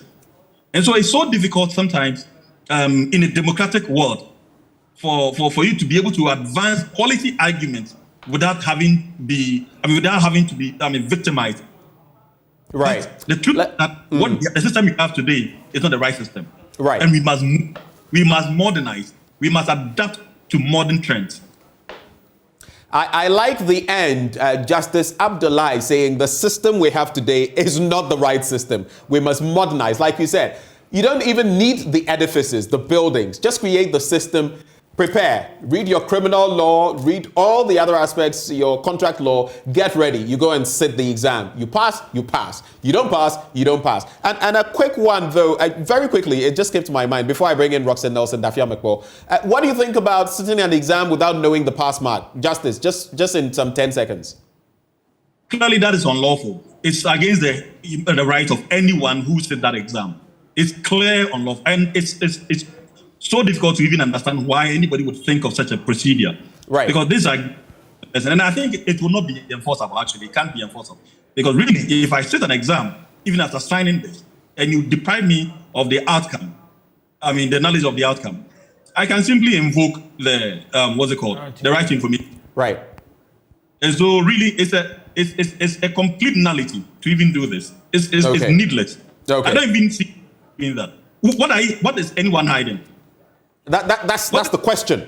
What do you have to hide? That's the question. Justice, just hold for me. Just hold for me, Justice. I've lost your sound, Justice, but just hold for me. Let me bring in Roxanne Nelson. The system is partly to blame. Right. The system is partly to blame. Let me bring in Roxanne Nelson Dafiamekpo. Thank you so much, Roxanne, for joining the conversation. It's my pleasure to be here. All right. Please speak up for me, Honorable. He's a member of Parliament, of course, and also a legal brain.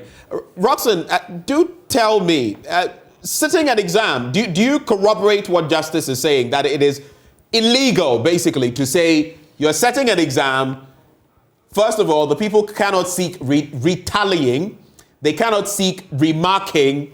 They cannot seek anything on the back of the exam. And even to throw a bigger spanner in the wheel, you say that, guess what? You shouldn't even know what the pass mark is. So it is there. I determine, as General Legal Counsel, whether you passed or failed. Is that legal? Now, for us to even determine the legality or otherwise of the notice that they put out, which they followed it up with the guaranteed form, which has become very topical. Is the question whether what the General Legal Counsel seeks to do and continue to do constitutes an examination. Clearly, you recall our fight 3 years ago, 2 years ago, and last year.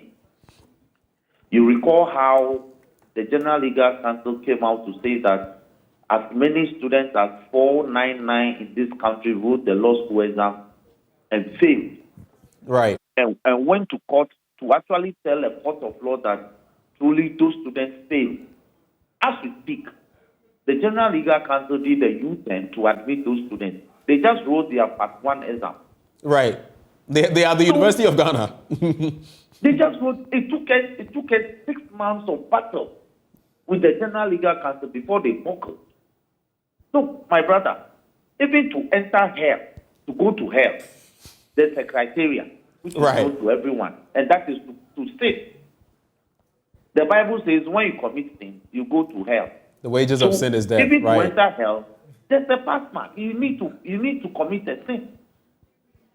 How is it that an examination will be conducted in this country, and the people who are supposed to be the doing of implementation of laws in this country will tell us that the pass mark cannot be moved, and when a person participates in the exam, he has no right under law to ask for a remarking. Then that is no examination. That is a selection. Even to select people. You say that is no examination. It is a selection. That is selection. Even to select people, there is a criteria to selecting people. So I just don't understand what the General Legal Counsel is doing. They want us to fight against this here, and we shall fight them. How exactly are you going to do that? I mean, they are the General Legal Counsel, and it appears once they speak, they have wide powers that they have shown can be enforceable against students, especially. They don't have wide powers. The General Legal Counsel is the creator of statutes. So within that law, they have limitations. The law gives I get you, but I say that because over time, some of you members of Parliament, for example, have said this and that. You've expressed opinion. What has that resulted in? Nothing, not much. No, but we achieved some results. It is because everybody has been afraid to tackle the General Legal Counsel by the nature of its composition. The General Legal Counsel is dominated by justices of the Supreme Court. And that was a matter I was even about to get to. About 5 of them, as Professor Kweku Asare makes mention of. Why should that be? Hello? Yes, why should that even be? Because that is what the law says, and that is why we are seeking to amend the law in Parliament. As we speak, there's a bill before Parliament. And let me also add that 2 years ago, some students were admitted to the school without writing any examination. This is a matter of public record. Yeah. We've been asking the General Legal Counsel to provide the names of those students. They have failed to do so. And it's a matter that is pending. Just last year, we were told that some students didn't pass. It turned out that they passed. This year, I have some evidence that some persons have been admitted to the bar without passing all the required courses under law. And Roxanne, you say things that I am fully aware of. And that is why I'm going to ask the next question, which a lot of people will find very uncomfortable. But this is basically representative of our legal education. This is the body that basically regulates this. Is the General Legal Council itself corrupt, so to speak? Is the General Legal Council itself what?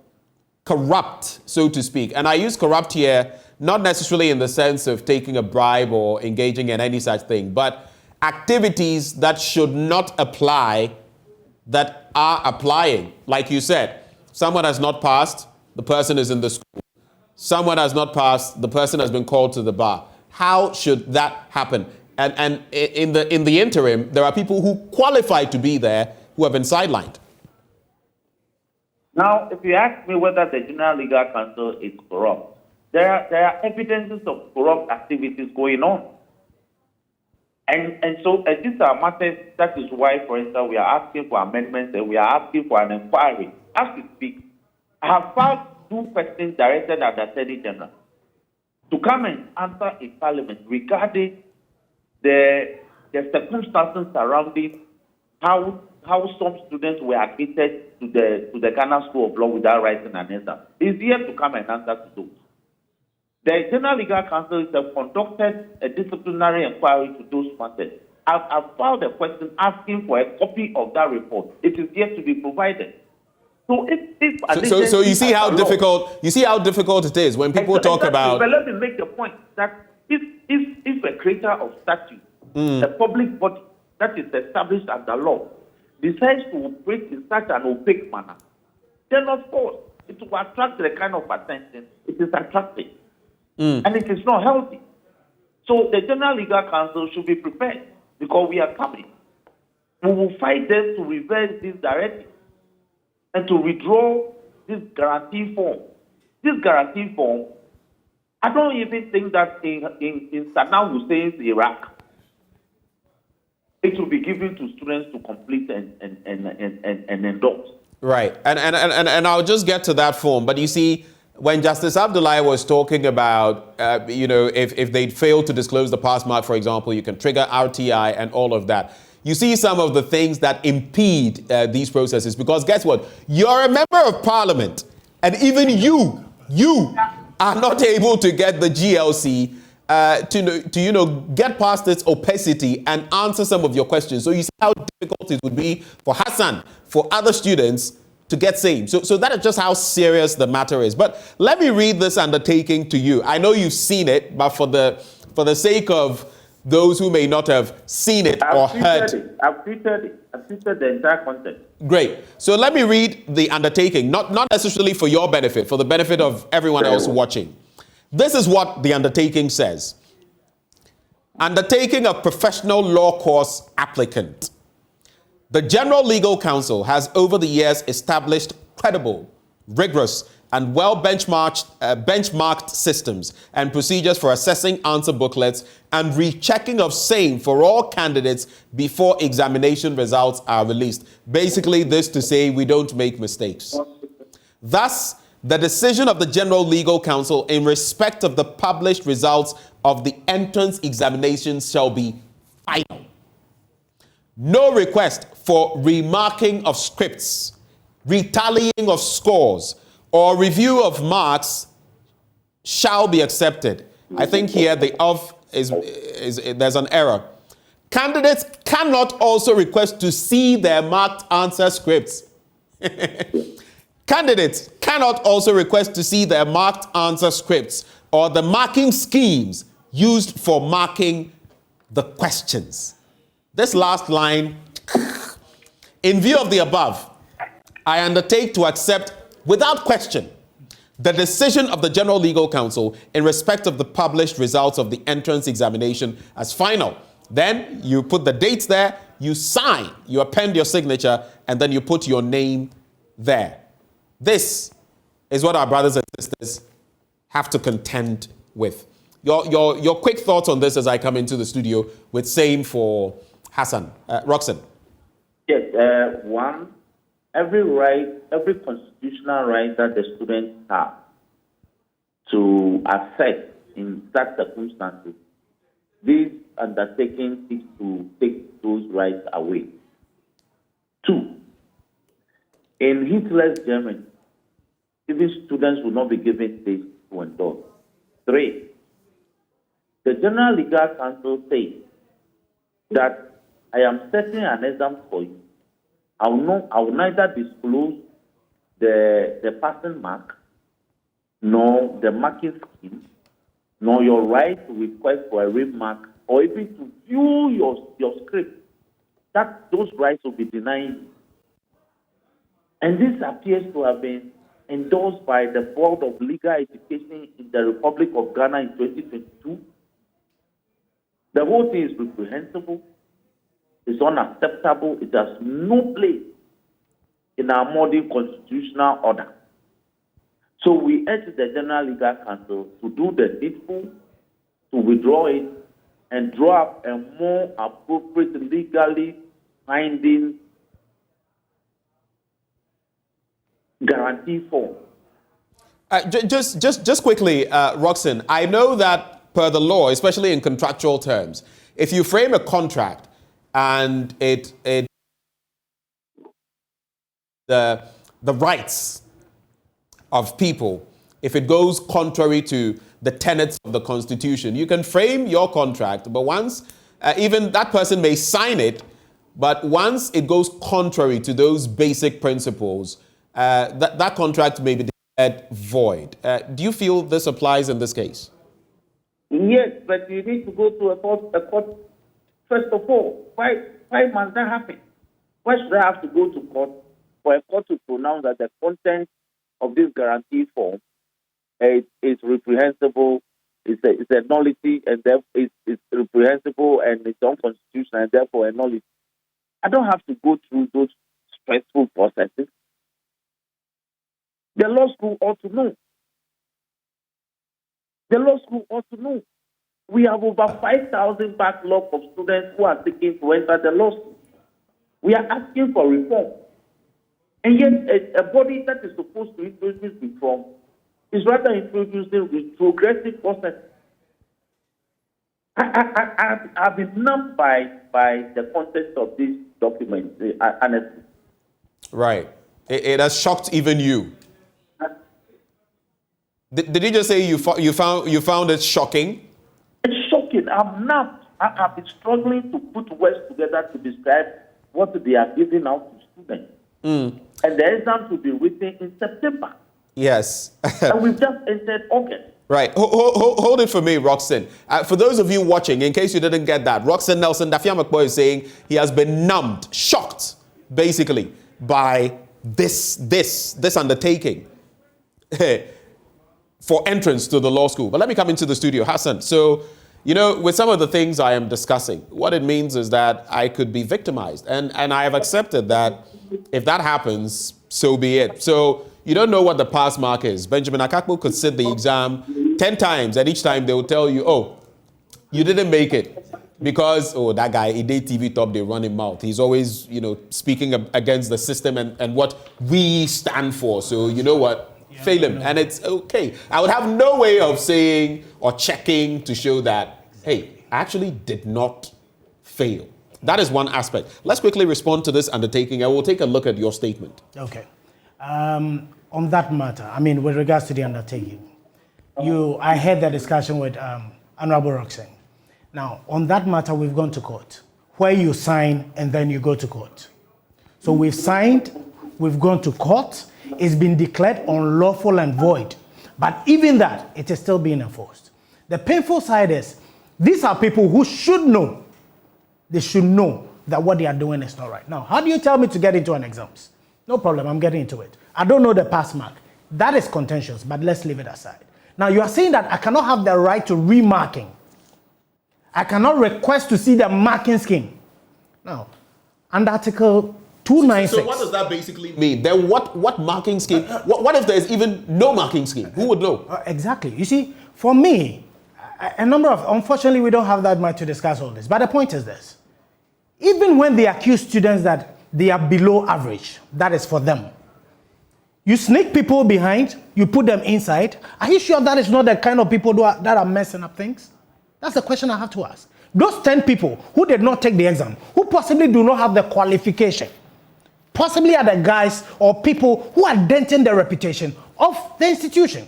So don't blame it on people who have gone through the system, had the benefit of being tutored properly, passed the exams, and then you say I'm denying you because of some people who are messing up. Did I put those 10 people there? Obviously not. Let me go down. If you are saying that you give me access to my script or tallying or the marking scheme, what are you doing? What is the interest? What are you trying to push? That's the question I ask every time. Because what is the agenda? Exactly. It's just trying to, one is to micromanage, which I know, I've always said it, and I feel this is unconscionable. No reasonable person can look at this thing and feel it is okay. But it's interesting you say that. Guess what? The deans of our faculties, the major ones, and Supreme Court justices and all of those are there. And they feel this is very conscionable. I beg to differ. You beg to differ? Yes, but I think they rather have an agenda that they are using some of these things to push. Because this situation, I've referred to... What agenda? Well, what agenda? What agenda? I cannot really speak to what, because I can't really read the conscience. But the point is, why do you tell me to write an exam? Look, this is the point. If I'm entering, I cannot have these rights. But when I'm in the professional law course and I fail, I have those rights. What are you trying to do? Double standards? Must somebody call you to order because of these things? I think this is unreasonable. Somebody should sit up and know that this does not work. It doesn't. In fact, I'm trying to control it, but it's unacceptable. We shouldn't be encouraging some of these irresponsible behaviors. On the back of the 499, yes, out of which I have a number of friends who would have been denied legal education but are now thankfully in the system, what does it show? Because like I said, there's a portion of the undertaking that I just read that basically paints the picture that we are infallible. That's right. We don't make mistakes. In fact, let me just go back to that so you'll see what I'm talking about. It says here, the General Legal Counsel has over the years established credible, rigorous, and well-benchmarked systems and procedures for assessing answer booklets and rechecking of same for all candidates before examination results are released. Thus, the decision of the General Legal Counsel in respect of the published results of the entrance examination shall be final. What this means is we don't make mistakes. 499. Yet the 499, that is exactly the point I'm making. The 499 who are deemed to have failed in a system where we all knew it was 50%, and all of a sudden it was 50% of Section A, 50% of Section B, now are in the University of Ghana pursuing their legal education professionally. Do they have oversight responsibility over the law school? If the answer is yes, when students fail there, they call for remark and sometimes they pass. So how do you say you are not fallible? This is a human institution. And some of these things are inevitable. So they cannot really say that we've been perfect. In fact, if you've been perfect, how come suddenly, last year, you bring a retrospective decision to say, you know what, we don't want you to just come through because you passed the mark, even though possibly somebody has had 78. As per the new rule, even though you have 78, you cannot come through, but one who has 50 can now come through.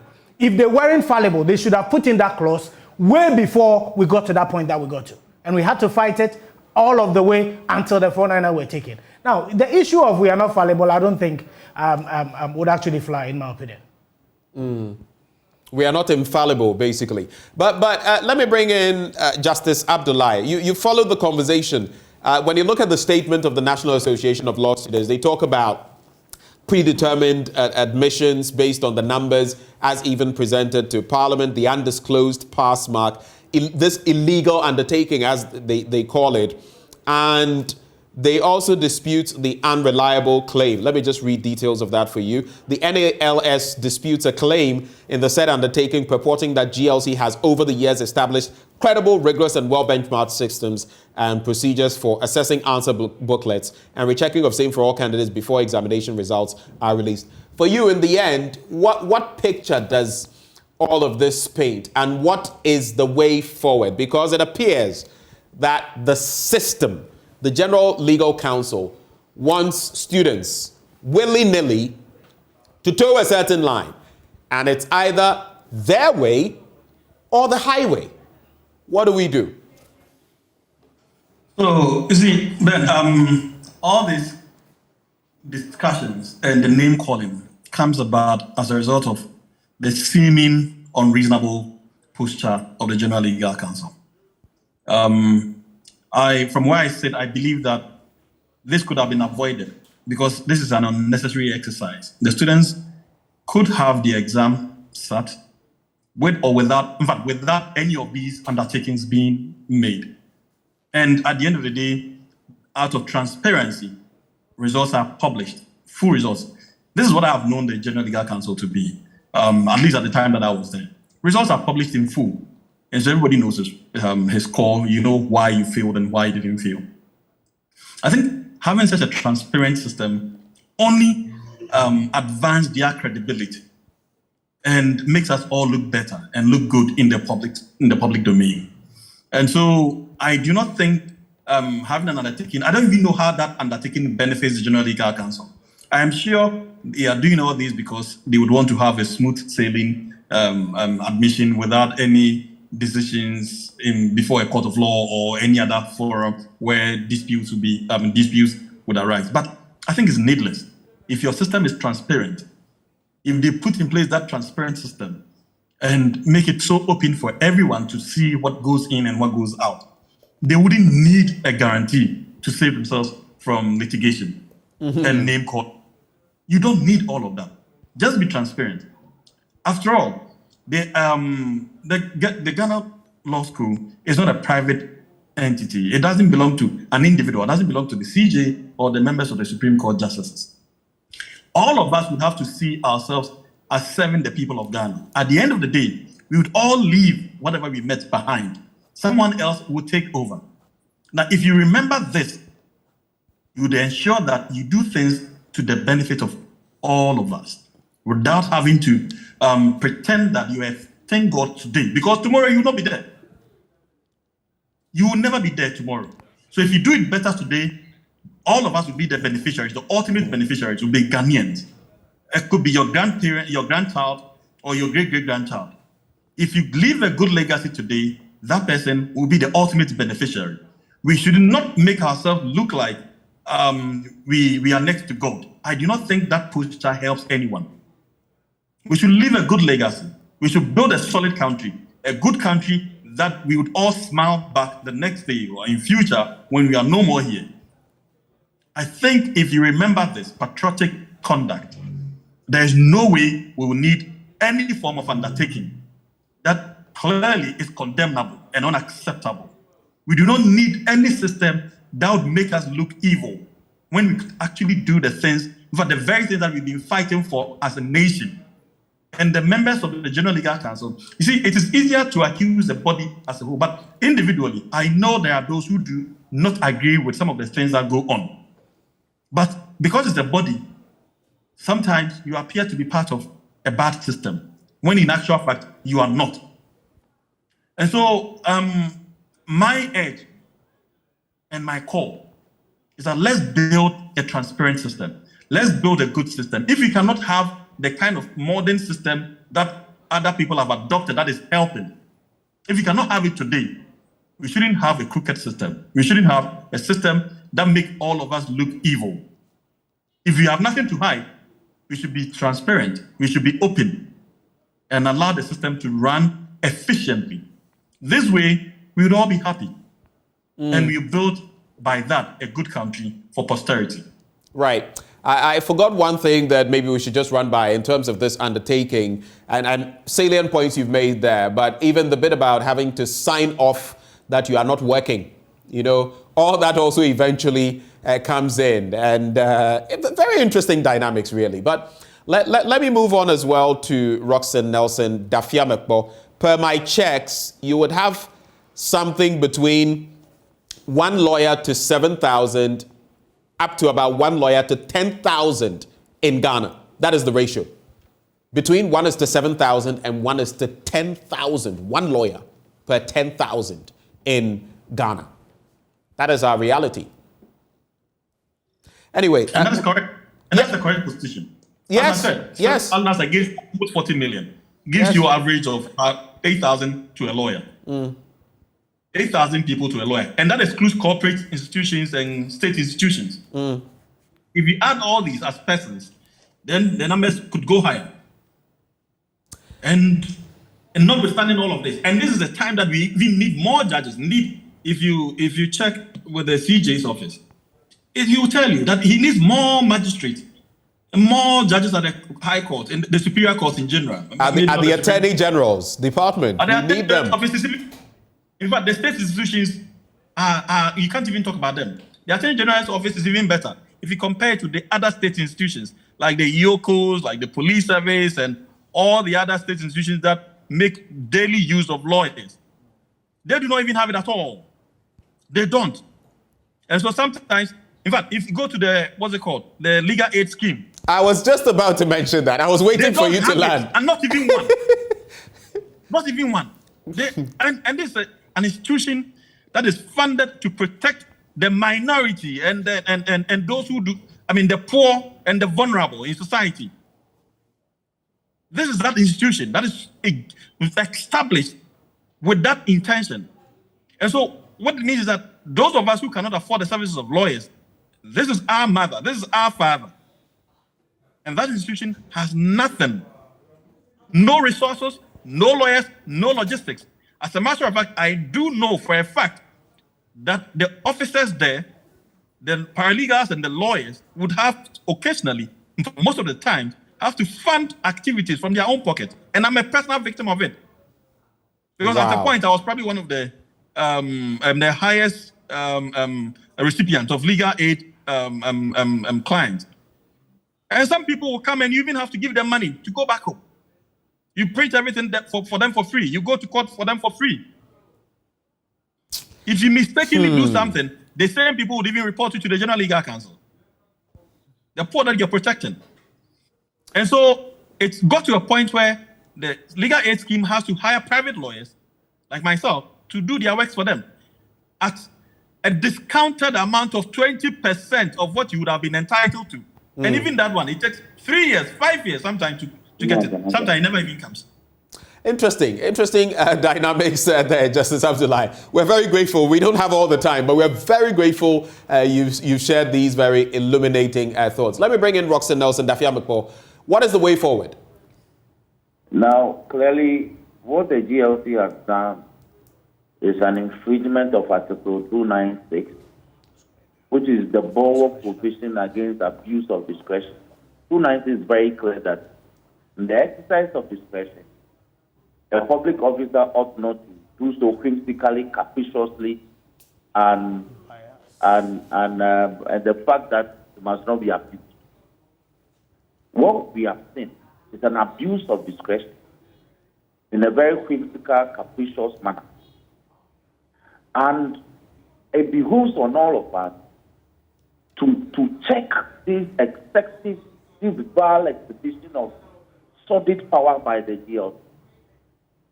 We will have to go to court on this matter. But you see, the tragedy is that this is happening when the courts we are on legal vacation. Yeah. So if you file any process, and the other tragedy is that the Supreme Court doesn't do a vacation court. It's only the High Court that does the vacation court. So you are thinking whether you should challenge this on constitutional basis, or you should challenge the fact that it's a human rights fraction. So you rush to a High Court. And it's an avenue that is open to a few persons who have called in and speaking and receiving. We cannot allow this to stand.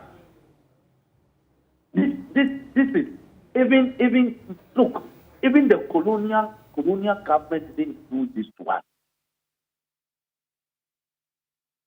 Time. The government didn't do this to us. Right, Roxanne, even the colonial administration wouldn't do this to us. Is this something that... they wouldn't. Is this something that the Constitutional, Legal and Parliamentary Affairs Committee would want to take up? Is it something you would get your compatriots in Parliament to look at? Again, the tragedy is that Parliament is on recess until the middle of October. So the only avenue available for us to check this is the court of law, is the vacating court. So very finally, I mean, you're going to contest this legally speaking, and it just has to do with the fact that the courts are going to be on recess, and we'll have to play the waiting game. So just like the 499, maybe these people will be denied something initially, but then eventually, I do not know how this will pan out. Eventually, if there's any ruling to the effect that there were some illegalities, maybe post the fact of the examination, I really don't know how that would pan out. Indeed, I have made a call that all the prospective candidates should boycott the examination for this year. Every prospective LLB holder who intends to enter the law school to boycott the examination until we have a redress on this. Thank you very much, Roxanne Nelson Dafiamakpo, Member of Parliament for South Dai, also a member of the Constitutional, Legal and Parliamentary Affairs Committee of Parliament. I'll wrap with you, Hassan. And Justice, I do not know whether you're still with us, but thank you so much for your time, Justice. Yeah.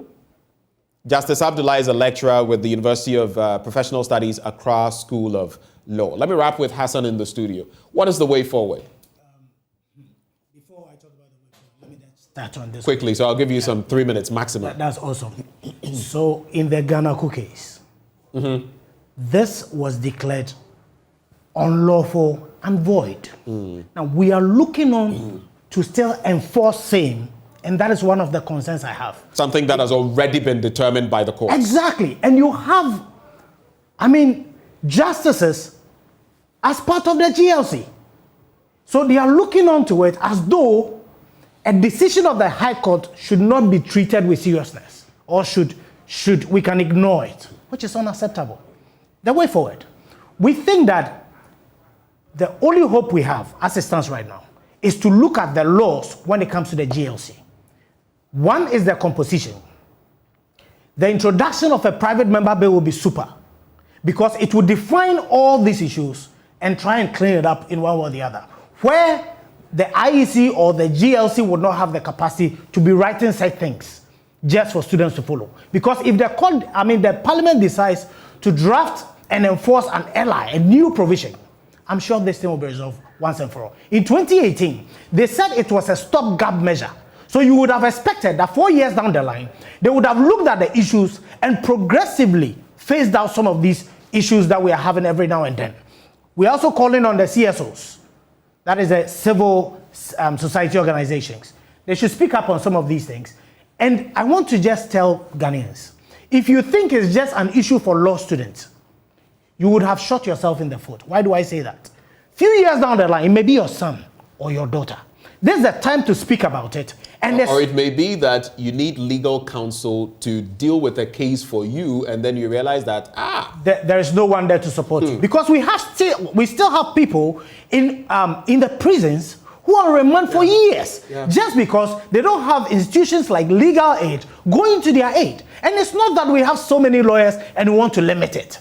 You wonder what the interest is, but it's very baffling, and it's not something that we should encourage, especially in the face of all these, the limitations we have, the rulings of court, the provisions in our constitution and other documents. I think we should go back to these things and make sure that we rectify this once and for all. It is unacceptable. It is not something that we will accept today, we will not accept tomorrow. If they bring it 100 times, we'll fight it 100 times. At least one thing we can speak of, people have been speaking about community service and all of that, at least plea bargaining as assented to by His Excellency the President in recent times. At least we are saying the system is bad, but these are some things that at least work in a certain positive angle to take care of some of the situations you are talking of. So some minimal changes, hopefully, they will see the light and do better. How long do we have to be coming here? It started in 20... but I've had interactions with you about 3-4 times on these same issues. Exactly.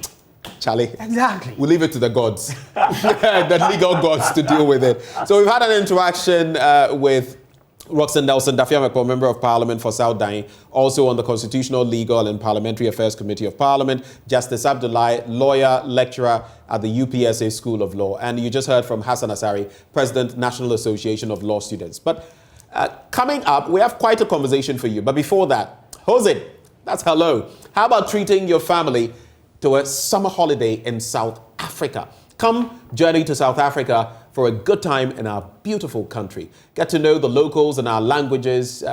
If you're looking to let your hair down, relax, or you're just in the mood for some fun family-friendly adventures, South Africa has got everything you need. This summer, Wazanila. Come this side and experience a holiday worth talking about. Let's go to South Africa. But hey, hello Ghana. Happy moment is here. Let's storm World Cup Qatar 2022 with Storm Energy Drink, Puma Soft Drinks, and Awake Drinking Water from Casapreco Company Limited. Simply buy your favorite Storm Energy Drink, Puma Soft Drinks, and Awake Drinking Water. Text the 4-digit unique number on the neck of the bottle to short code *780#. Option 2, and follow the prompts on all networks for free. Be one of the lucky winners to this year's World Cup in the monthly draw. You can also win TVs, fridges, microwave ovens, mobile phones, home theaters, free drinks, and more instantly. So don't waste time. Grab a bottle of Storm Energy Drink, Puma Soft Drinks, and Awake Drinking Water, and let's storm Qatar this World Cup. This promotion is on the NLA Caritas platform, and this advert is FDA approved. Terms and conditions do apply. Now stay with us. When we return, it's about that dicey situation in the Lower Manya and Yellow Krobo municipalities of the eastern region. There have been clashes between a military-backed task force of the ECG and some of the residents of the communities. It's all on the back of prepaid meters and more. But guess what? The community has been without light for days. Businesses are suffering. People are up in arms. Why? What is the explanation? What's the way forward? That conversation with Bernice Abu-Baidoo Lansah right after the break. Stay.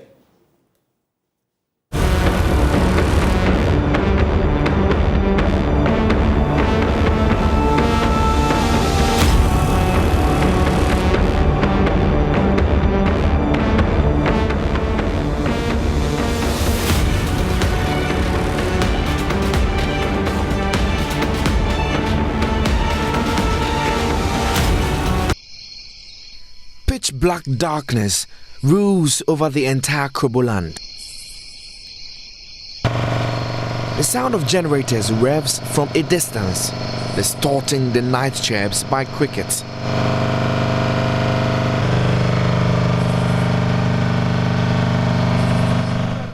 It's been 5 days since a military-backed task force of the ECG disconnected the entire Sumanya township from the national grid over pushback against the installation of prepaid electricity meters. The impact, wide and crippling to everything that keeps the town alive. We hardly iron our dresses. You go to where they have generators, sometimes you pay something little before you can iron. Some of the things you even eat, our fridges are off. The foodstuffs we have in the fridges are all rotten. If you see the number of students who have to trek from the school, go out, even the security, their safety, it's serious. What we are going through is not a child's play. Whoever is in charge must make sure that power is restored to the good people of this place. It's a school night, but outside many houses, school-going children sit idle. Some of them even with exams at stake. SHS3. SHS3. You're supposed to be writing WASI. Yeah, we started with our practicals today, so yeah, we are on it. So you're writing WASI as you're sitting here? Yes, and without lights? Yeah, we are coping. There's nothing we can do, so because there are no lights, we can't study hard as we are supposed to. Home is very well. Without lights, there's nothing you are doing. You are just roaming in the night and then things. So if there were to be light by this time, we'll be learning. They say they are forced to fall on lamps and other light sources for their personal studies.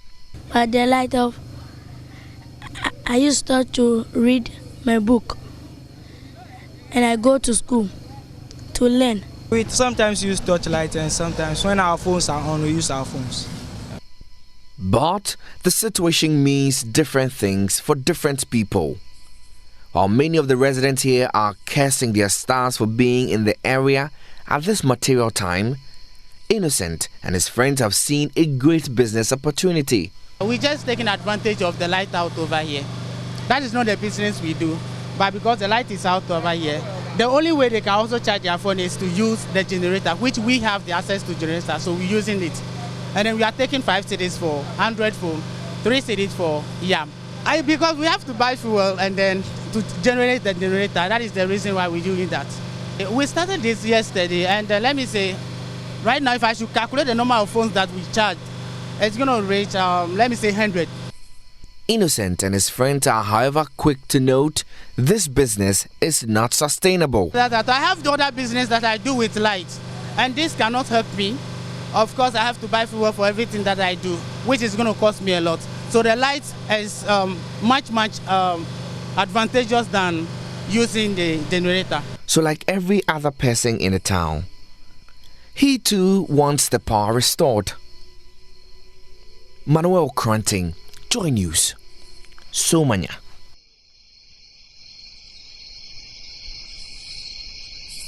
Thank you for staying here on the AM show. I'm Bernice, Abu-Baidoo, Lansah. So this situation has persisted for about 6 days.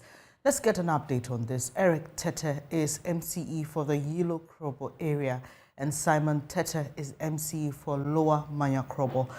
Welcome, gentlemen, to the show. Let me start with you, Eric. This problem is not recent. There is an issue residents of your area have with the ECG. And for those of our viewers who are not very conversant with that story, can you take us back to the beginning of this relationship that has turned sour? Thank you very much. I believe that this problem started around 2014 when the ECG decided to change their billing system by with a software, printing it from Somanya office, which led to overbilling and wrong bill. And so it led to a lot of agitations, and that brought the impasse between the Krobo people and ECG. So that is why it is important to make it clear that, but for that software, the introduction of that software, it was wrong for people to say that people of Krobo area are people who don't want to pay bills. We have been paying bills from day one. So it was that problem which aggravated the situation. So that is the foundation. But we've gone past that. There have been series of consultations, stakeholder meetings, and the result was that to stop this overbilling issue, there was a need to bring prepaid meter to the area. But there was supposed to be a roadmap where we need to engage the people to let them understand. You know, when you are bringing about a change, certainly you get some resistance. But once the people are involved, it makes it very easy. And so, on hindsight, I believe that the consultation was not too much effective because when I became MC, I've sat in about 3 stakeholder meetings where a lot of people were invited to this meeting. We have chiefs, we have assembly members, we have the clergy, we have youth groups. But I believe that those who attended the meeting on behalf of their groups failed to engage or explain the roadmap to them. Because if people are saying we were not consulted, then it tells me that maybe we made a mistake by thinking that after that meeting, those people will engage their people. So fast forward, we have to bring prepaid meter to solve this problem. But because of the problem that led to the demonstration, the burning of police vehicles, and the loss of life there, it has made the people have a bad relationship with ECG, where they have threatened most of them and other things. So ECG workers felt threatened, and that their workers told the union, told management that if they sat down and anything happened to any of their workers, they will hold them responsible. Right. That is why there was a need to give them protection, and the military came in. Today, I feel sad. I and my brother and some of the chiefs who accepted this prepaid agenda and let it talk to people, because people were not happy about it. People were afraid that their old bills will be put on the meter. But we were fortunate to have a relief in our area here, where through national security they agreed that they shouldn't put the old bill on the meter.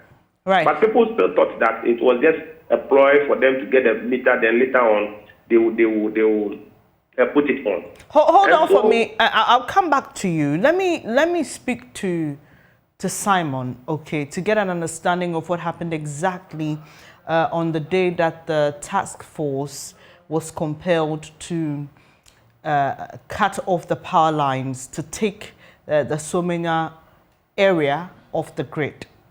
Mr. Tete, Simon, because I have two Tetes, Eric Tete and Simon Tete.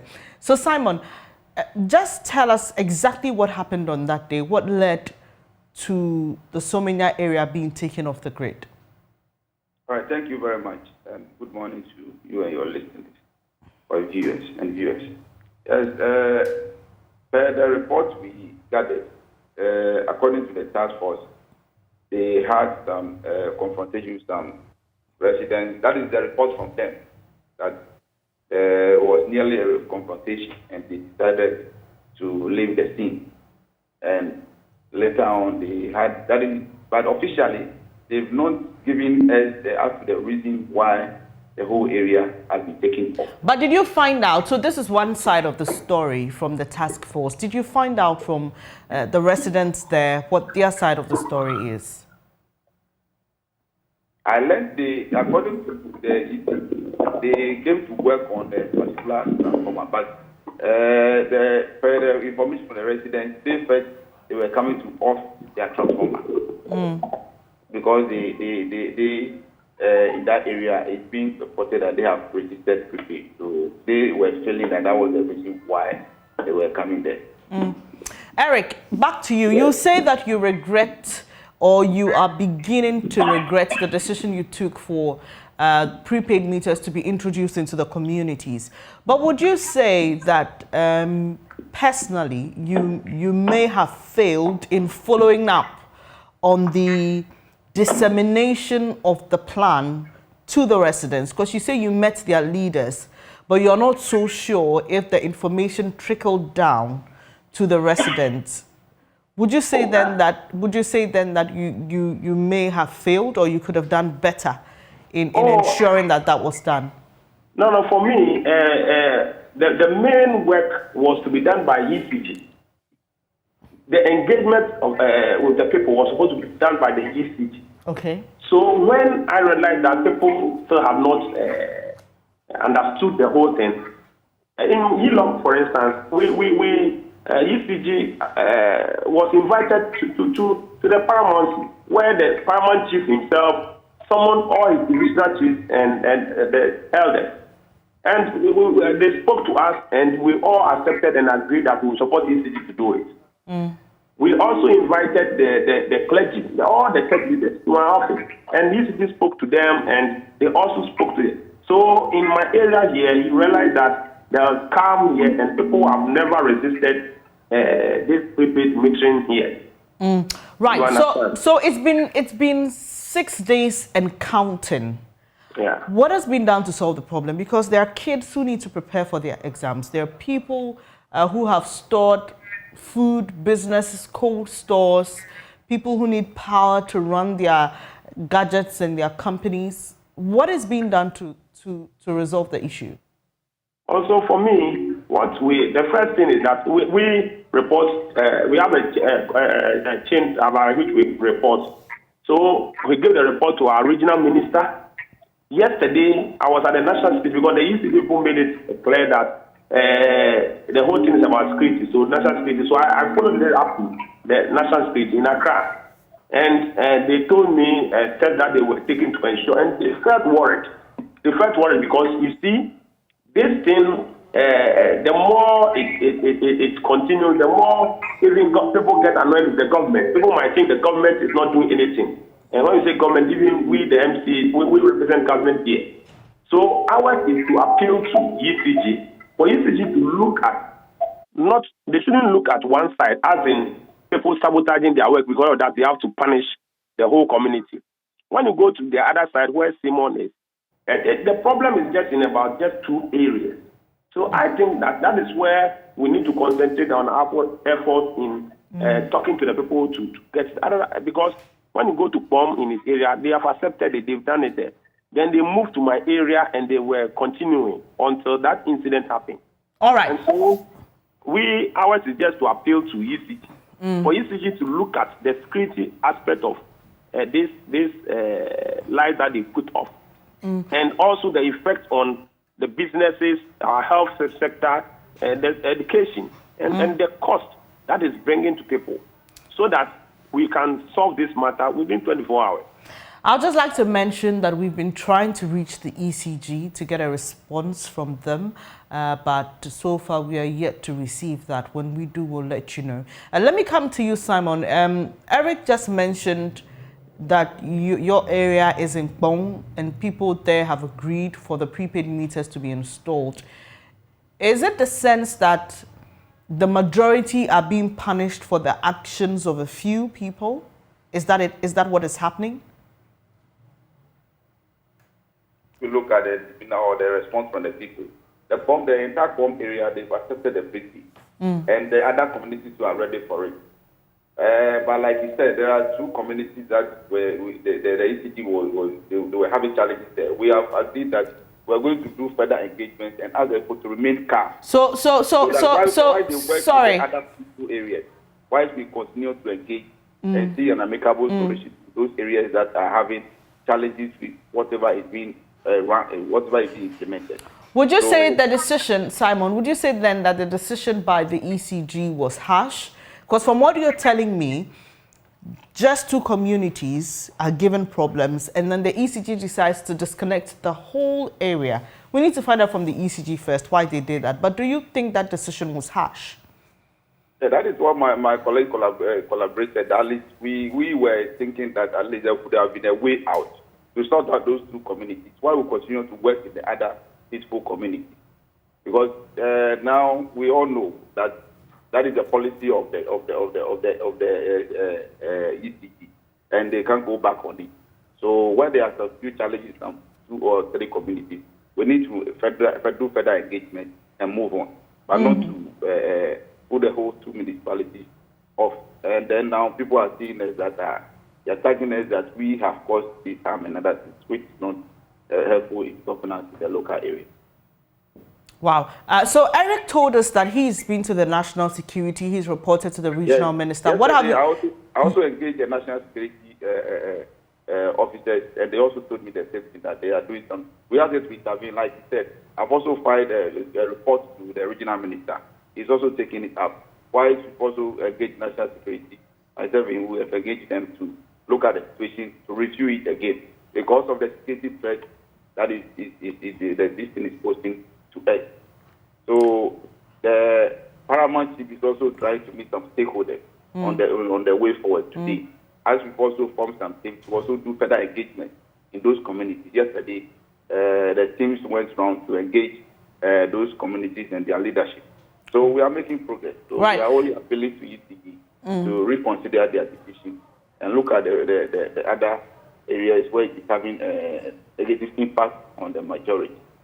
In your response, both Simon and Eric, in your responses to what is being done, you mentioned the national security and your regional minister, but I didn't hear any of you mention ECG officials. Is it a case that they are not willing to engage with you as MCs, or there's been no attempt at all to try to talk them out of this decision? Well, for instance, I called the district manager in Soania to get the reasons why the lights were off. You understand? But come to think of it, you yourself, you are saying they are not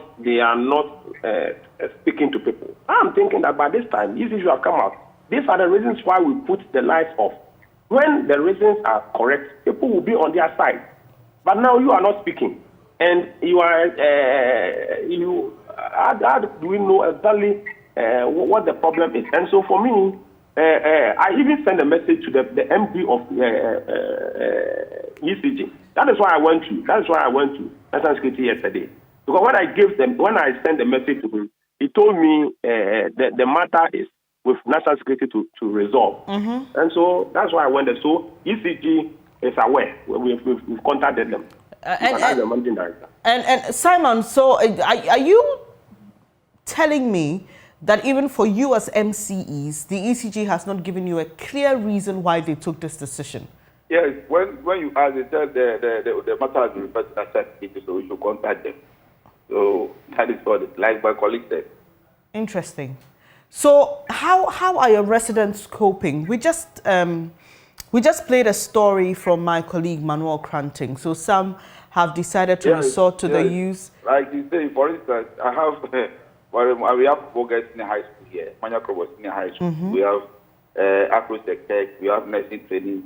We have St. Martin de Forest Hospital, we have Atwa Government Hospital, we have Chief Compound, Absenteeism. We have other people who are running businesses, schools, stores, and other pure water. Then it's like giving all the police stations are all the major installations, and the security, managing security now becoming a bit of a challenge because in the night you wouldn't know what somebody would do. But we are all appealing to the residents to make calm, but we are also appealing to come in a way that will be helpful to all of them. All right, so I'm concerned especially about the hospitals and the schools. Are they running on generators or they don't have any resource like that available to them? Partial, because I've engaged the headmasters and the headmistress, and some they partially use the generator because they have school staff that is in the store, and in the night too they need light so that the students can have their normal preps. And so how are they catering for the cost element? Who is paying for the fuel? And so we'll have a meeting between today and tomorrow to look at how we can assist them or support them to defray some of the cost. Right. But on my side, Madam. Yes, Eric, let's hear you. Yes, on my side, when you take my municipal hospital here, the plant that they have, they use an average of 1,770 Ghana cedis a day. And they cannot sustain that. And if they can't sustain, it means that assembly, and you know the problems we face that we have sanitation issues to deal with. You understand? And so for me, I'm thinking that, come to think of this, the people had old meters. You came and changed it and you give them prepaid. Prepaid meant that you are going to pay finance. So all those people who have changed to prepaid meter now have bought credit on their meter, which means that their monies are with usage. And you have off them. Is it fair? It is not fair. You understand? Our people are really suffering. Assembly, we are also suffering. And so we just want to appeal to them that shutting off this light for 2 municipalities is effectively like shutting down the municipal assembly. You are just making us unable to perform our normal function. Right now we are, because what can you do? As businesses are supposed to pay money to the assembly. If they are not making it, can they pay? They cannot pay. So I'm thinking that for 1 week in darkness, it is enough. We want to appeal to ECG. As an emergency, come and whatever problem is there, let's solve it within today so that our people get the light.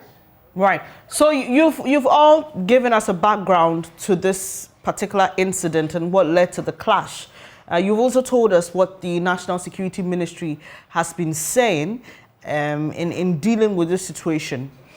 While you wait for the ECG and the National Security Ministry to come up with a plan on what to do next, what are you also doing as MCEs to ensure that when the officials come around, there will not be a further clash or a recurrence of what we've seen in the past? Let me start with you, Eric. Also, for instance, this afternoon around 4 o'clock, the paramount chief of Akakpo who also is the president of the Eastern Regional House of Chiefs, has summoned us to a meeting at his palace. So we'll be going there, all in an attempt to talk to our people. Already, people, such as those who created this problem, might have realized that their actions have caused all of us.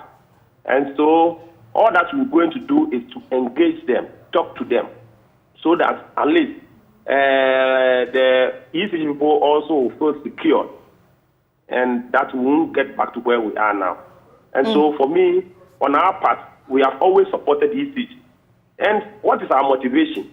Our motivation is that all agencies are supposed to be supported to work peacefully so that the municipality can develop. One of our core mandates is to promote local economic development. And without power, in fact, everything will come to a standstill. And my fear is that we are in competition with other municipalities.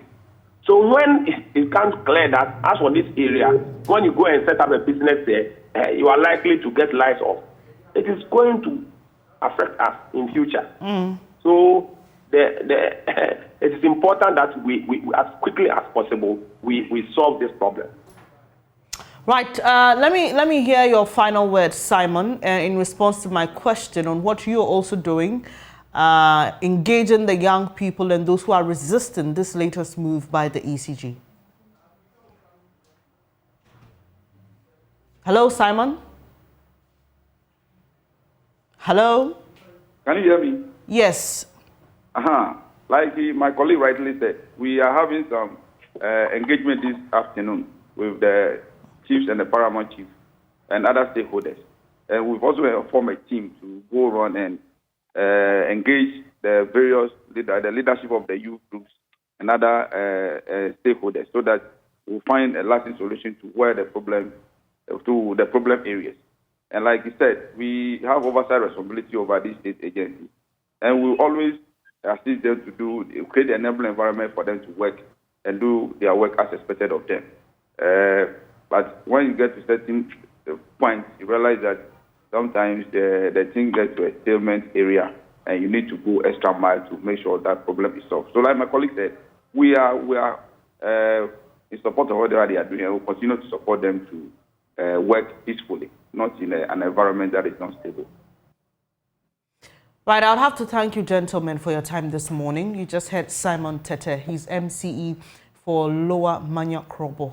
Earlier, you heard Eric Tete, who is MCE for the Yilo Krobo area. Well, they've been sharing with us details on why their communities have not had electricity for about a week, giving us the background to that relationship between the ECG and residents, which dates as far back as 2014. You may recall that in 2021, the office of the ECG had to be relocated from the area because of some unfortunate incidents between residents there and officials of the ECG, which led to deaths. Well, you're yet to receive a response from the ECG on what exactly led to this recent one. But as we are told, they went to install prepaid meters and there was resistance, and so they decided to take the two municipalities off the national grid. We'll keep our eyes on this, especially because it affects a lot of people, hospitals,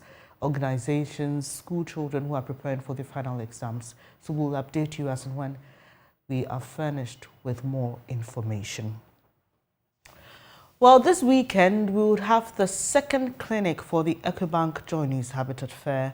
The fair is in partnership with EcoBank, the Pan-African Bank, and powered by the planned City Extension Project from Cities and Habitats Rent to Own, and it's sponsored by Elegant Homes and General Construction Limited, where quality meets value, Virtual Security Africa, Complete Security Solutions, Superlock Technologies Limited, you deserve the best, DBS Industries Limited, we truly are your roof experts, Duraplast Limited, where Duraplast goes, water flows, Gold Key Properties, building prestige since 1997.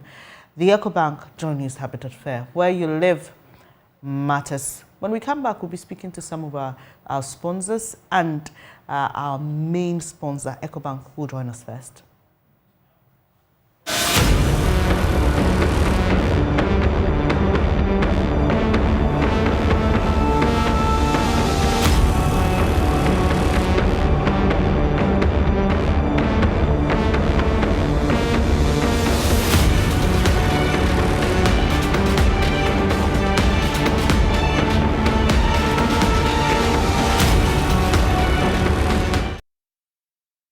Thank you so much for staying here on the AM show. I'm Bernice Abu-Baidoo Lansah. It's now time to have a conversation about mortgages, and joining me for that is Gary Frimpong Amar. He's head agency banking at EcoBank PLC. And let me start off by thanking you, EcoBank, for doing this with us here at JoyNews. It's been almost 3 or 4 years doing this. Or more? Yeah, EcoBank, JoyNews Habitat Fair. So first off, let me start that way. And anytime we invite EcoBank to speak ahead of the Habitat Fair, we usually focus on mortgages, because it's one way people around the world finance their homes, right? It's because getting a home, buying a home outright is quite a difficult thing for a lot of people.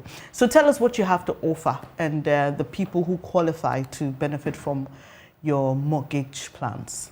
Okay, thank you very much, Bernice, and good morning to your cherished listeners. For us in EcoBank, meeting the needs of the consumer is one priority. And in order to do this, we have engaged in so many other products and prospects across the country in order to meet the need of the consumer. One of this is our partnership with you on the mortgage fairs, where we try to bring to the fore what the opportunities are for customers when they engage EcoBank in trying to find a home for themselves. For this particular Habitat Fair that we are having, it's not like the beginning, or not like what we used to do before. We've had countless ones when the main focus was just the mortgages, but for this particular one, we decided to add on or go a step further by adding on, opening it up to more people, because not everybody actually needs a mortgage. Some have been able to build themselves, but they need to finish it, right? And there are some that have completed, used all their money in completing their building, they need to finish it. And there are some that are cash-strapped somewhere, because at the same time, you can't say because you are building, you will not eat. Mm-hmm. So once you are eating and building at the same time, there are times where you need to buy some roofing sheets, buy some fittings and the rest that you need extra money. So we've created opportunities in this space for all. For us in EcoBank, the 4 main products we have in respect of the mortgage financing, we have the normal mortgage, where Bernice, you can walk into the bank and say, okay, I earn 10,000 Ghana cedis a month, or I earn 5,000 Ghana cedis a month. I'm tired of paying rent. I'm tired of paying rent every month and all. I think it's time for me to own a home. Mm-hmm. So you come to us, you engage us, we tell you how much you can access from us. You identify a house. It could be an apartment in a prime area. It could also be a house in a place where you feel comfortable, right? And then we go through all these processes. Maybe within that period too, because you had plans of buying a house, you would have saved up to a particular amount. You know, per the rules, you need to put down about 20% of an amount in order to be able to meet this requirement. So for you as Bernice coming to us, what happens is you come to us, we assess you, we check your debt service ratio, and then we are able to offer you or tailor whatever product, whatever finance we can give to you in order to buy the building. That is one aspect. And I keep saying that for that particular side, it's just about 25% of the population that can do so. How many of us earn that much to have that confidence in entering into a bank and saying that I've identified this house in Cantonment, this house in Ashalibuche, this house in Mataeko to buy? Why is that? Why is mortgaging expensive? It's for me, I wouldn't say it is the jurisdiction in which we are and then the current economic conditions in which we are. We can't lend beyond a certain rate, especially when the commercial bank is giving you a base that you can't lend below. So basically, yes, it is. We try as much as possible to have affordable homes that everybody can access. But when it comes to the rates, you know, I've mentioned it before. You come to me with an amount of 20, let's say 1 million Ghana cedis, and you tell me you want a rate of 25% on investment. Me, the bank, is just a mediator between you who have excess funds and the other partner that needs money to meet another need. So once you're taking 24%, I can also give to him at 15%. That'll be a loss to me. So at the end of the day, all these other conditions come in that give up the rate. But we are surviving it. And I'm sure it's something we can keep looking at the rate and say then we will not move or go ahead. So why should somebody who qualifies for a mortgage, why should that person consider EcoBank's package? Okay, so for us in EcoBank, we tell you that come to us. There are more options than you may. I've already spoken about the other regular finances. Yes, the regular options. ones. There is the other option of the pension-backed, where everybody can access it though. But I recommend this mostly to the hardworking youth and middle income earners that do not have the funds available to pay the 20% down payments. Okay. Right? You are able to weight your pensions against the mortgage in which you are purchasing, and then you are able to access the 100% mortgage value, which is also one of the very beautiful products that have been created in this respect. There's also the equity release, right? Where you already have an existing house, which you bought, you struggled, you've made it. Now you think it is time to own another house or to become a landlord, or it's time to move into another neighborhood. This way you are able to bring the current house that you have to the bank and then be able to access 50% of that building's value. That is freeing up cash to invest into the other building or the other, what do you call it? The other building or the other place you want to move to. And we don't leave out our Ghanaians living outside. Okay. EcoBank has this diaspora mortgage that we have put in place now.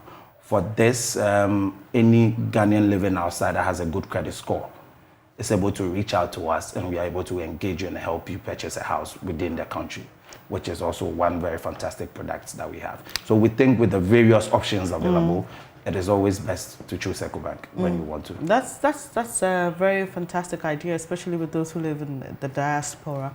Let's talk about who your partners are when it comes to mortgaging and these other financing options that you've mentioned. Okay, so currently, not to bore you with too many names, I'll just give you a few. In terms of the finances, we have the Elegant Homes, we have Def Traco, we have Rehoboth, and then a lot more.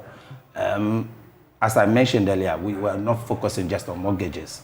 So in terms of home furnishing, we also partnered with Okadeco on that aspect.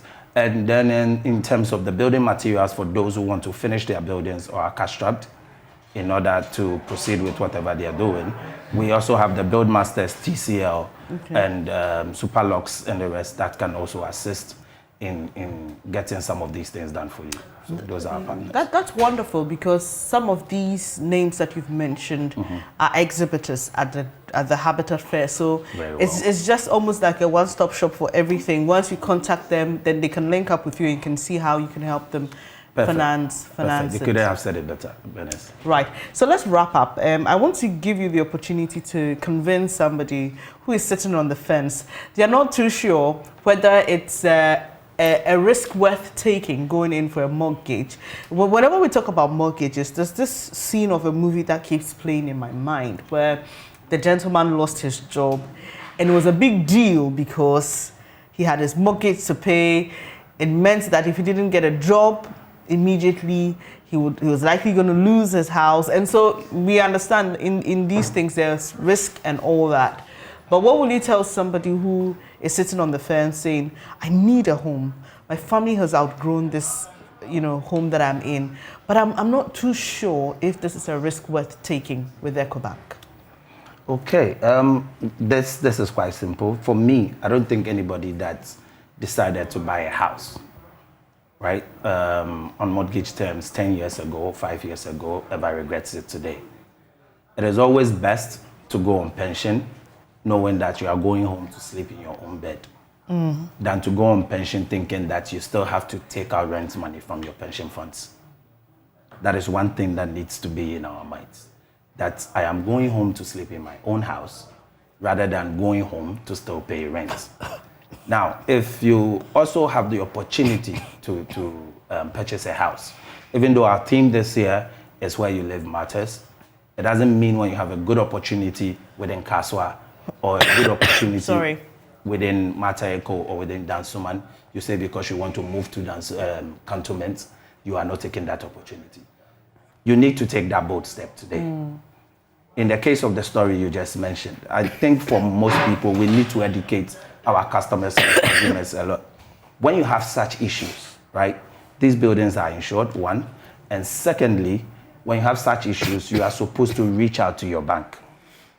When the bank knows first or is notified of such a challenge within the period, what then happens is they are able to take certain decisions to keep you within certain approved waves where you are given some time to relax, recoup, and then come back and continue paying. Most people just vanish or they go ghost when such things happen. But I think if you go to your bank, right, they are open, they will advise you on what can be done, and then you'll be given some room to take, to come back and then finish up your payments. So I think that's it for me. Thank you very much, Gary. Gary Frimpong Amar is head agency banking, EcoBank PLC, and I'm sure you've been convinced. That was quite a convincing one, I must say. And we hope to see you this weekend. We start on Friday through to Sunday at the West Hills Mall in Wager. You can come, you can ask all the questions you have. Gary and his team will be there to give you all the answers that you need. We'll take a quick breather now. When we come back, we'll have another conversation with Duraplast. Do stay.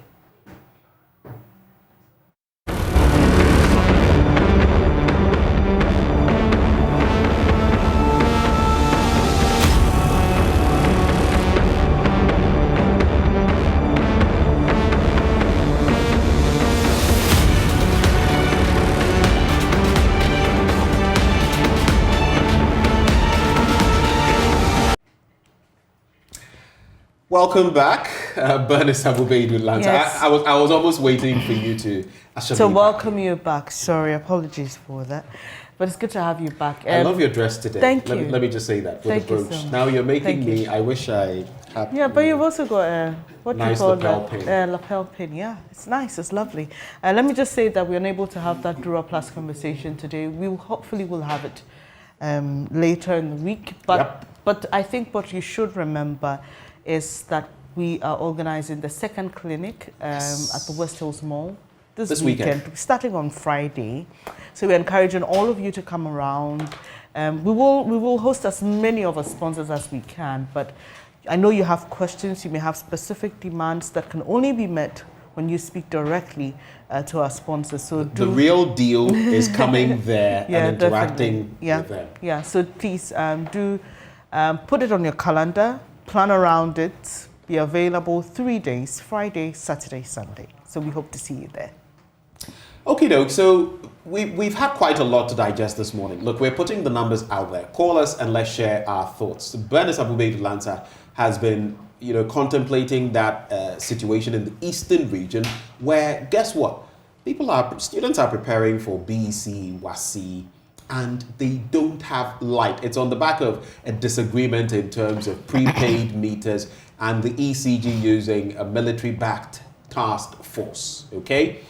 Quite a number of issues in there because people are talking about, look, for example, someone who operates a cold store, lights are off. How do you cope? Everything could go and your business goes bust. There are those. In fact, I also have a doctor friend who sent me a message in the course of the show. And guess what he was talking about? He was talking about hospitals. This is a medical doctor saying that hospitals, for example, cannot run 24/7 on generators. So imagine being in that catchment area, the light goes off, you have to perform emergency surgery, and all of these things happen. What are you going to do? Share your thoughts with us on that situation. Also share your thoughts with us on the earlier conversation we had on the back of legal education and that, let me say it, obnoxious undertaking that, the General Legal Counsel says students should sign up to.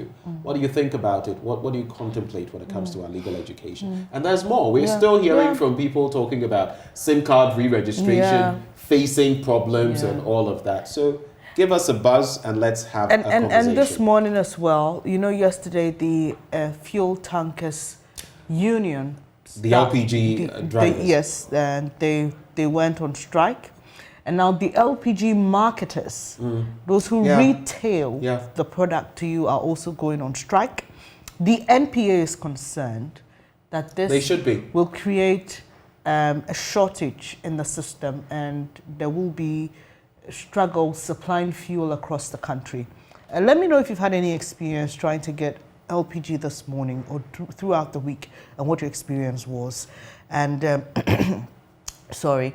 And let me know what you make of this entire situation, even as since 2017, 5 years ago, there are still some LPG stations that are shut as a result of that atomic junction explosion.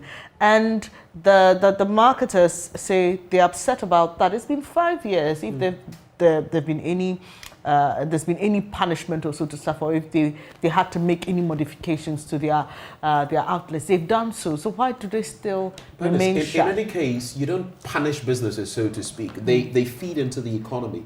You look at, okay, so if you've fallen foul of the law, what are the penalties? Once you fulfill the penalties, regulations, you must comply with X, Y, Z. You do that, you are back in business. I mean, for how long? And I agree. And you know, one interesting thing, I think it was just last year feeding into this year, we were talking about people now moving from liquefied petroleum gas to charcoal once more. Now, you know what impact this has on the environment. We are talking climate change, global warming, and all of that. What we don't want to see is more people being pushed to go that way. But and even to the health of the person using the charcoal. Exactly. And all the smoke they have to inhale. Well, we have a caller from, sorry, Zabzugu. Razak joins us. Hello, Razak, let's hear you.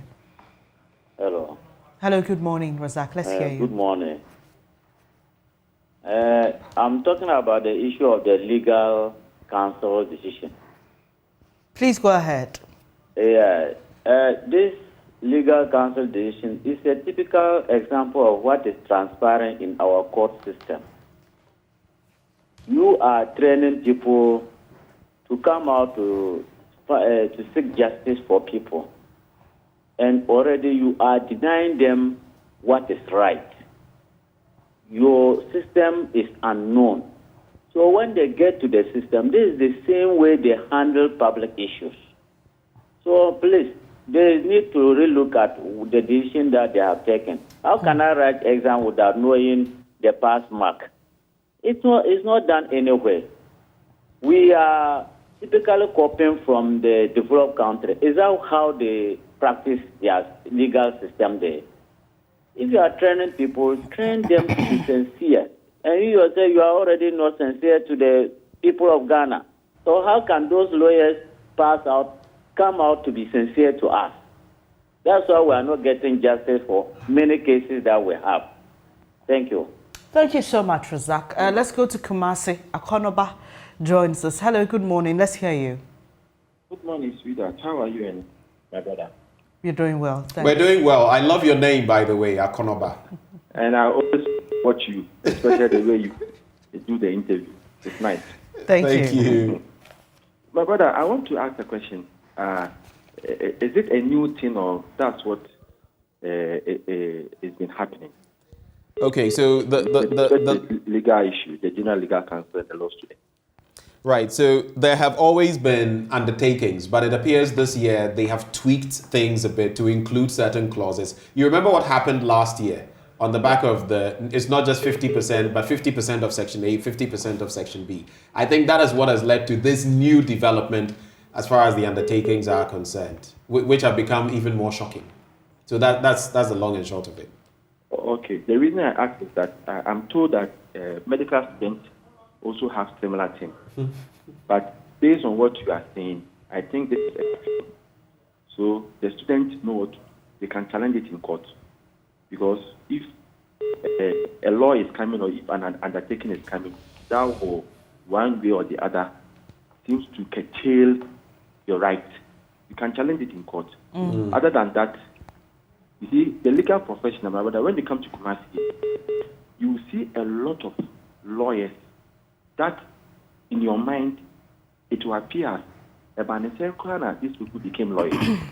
Most of them are unethical as compared to doctors. You see a doctor walking, or you see a doctor and you believe that this is indeed a doctor. But some of the lawyers, my brother, last week I was driving past a certain highway in Kumasi, and I saw an old lawyer, a senior at the bar, parking and urinating on the roadside. I nearly videoed it, but I thought twice that no, I shouldn't do that. You see, I think the General Legal Council want to sanitize the system, because there are a lot of lawyers who don't deserve to be lawyers in terms of the ethics. So, Akonaba, if I get you right, you agree with what the General Legal Council is doing, right? Yeah, but if it will curtail their right, then they can challenge it in court. Right. Other than that, right, it's something that will sanitize the system, as compared to how doctors, you see a doctor and you see that this is a doctor, the ethics is okay. With lawyers, my sister, it's not that. Many of the lawyers, you see them and you marvel. Thank you, Akonaba. We have to pick other callers now. Let's hear from Andrew, who is calling us from Tema. Hello, Andrew. Thank you for holding on. Let's hear your thoughts. All right. Good morning, Bernice. Good morning. How are you guys doing this morning? We are doing well. Thanks for asking. Okay. Concerning the issue about ECG and the bowl of Chrome, I think it's very, very worrying. As at this time that, the kids are preparing to write their exams. It's very, very disturbing. And people's businesses are at stake, So I think they should try and sit down and resolve this and become so that, they'll see the way forward. Right. I think it's the best, because it's very, very disturbing. Yeah. Thank you for sharing your thoughts. Jihad is our next caller. He calls us from Wa. Hello, let's hear you, please. Hello, good morning. Good morning. Yeah, please, I want to talk about the issue of the yellow crop power. Please go ahead. Yeah, please, I want to appeal to the EC to please pardon the people, and whatever the issue is, they should resolve it and restore power to them. Because they are punishing the younger generation. Imagine these children going to write Pitch and black no power. darkness. It's actually going to affect them. The NCE, the regional minister, and even the president of the future generation may be going to write his paper today. And he should not go through something that somebody has caused, which is innocent of. You understand? So I think they should, calm down, and then whatever the issue is, they should resolve them. And then also talk some more about the General Legal Council. You see, these are some of the bases from which some of us we don't regard lawyers and other people anymore. Look, from the basics, we are seeing that they are not even going through the legal, the right procedures. So if we are all seeing all these things happen, then tomorrow somebody will meander his way out to become a lawyer. How do I then, trust a lawyer anymore?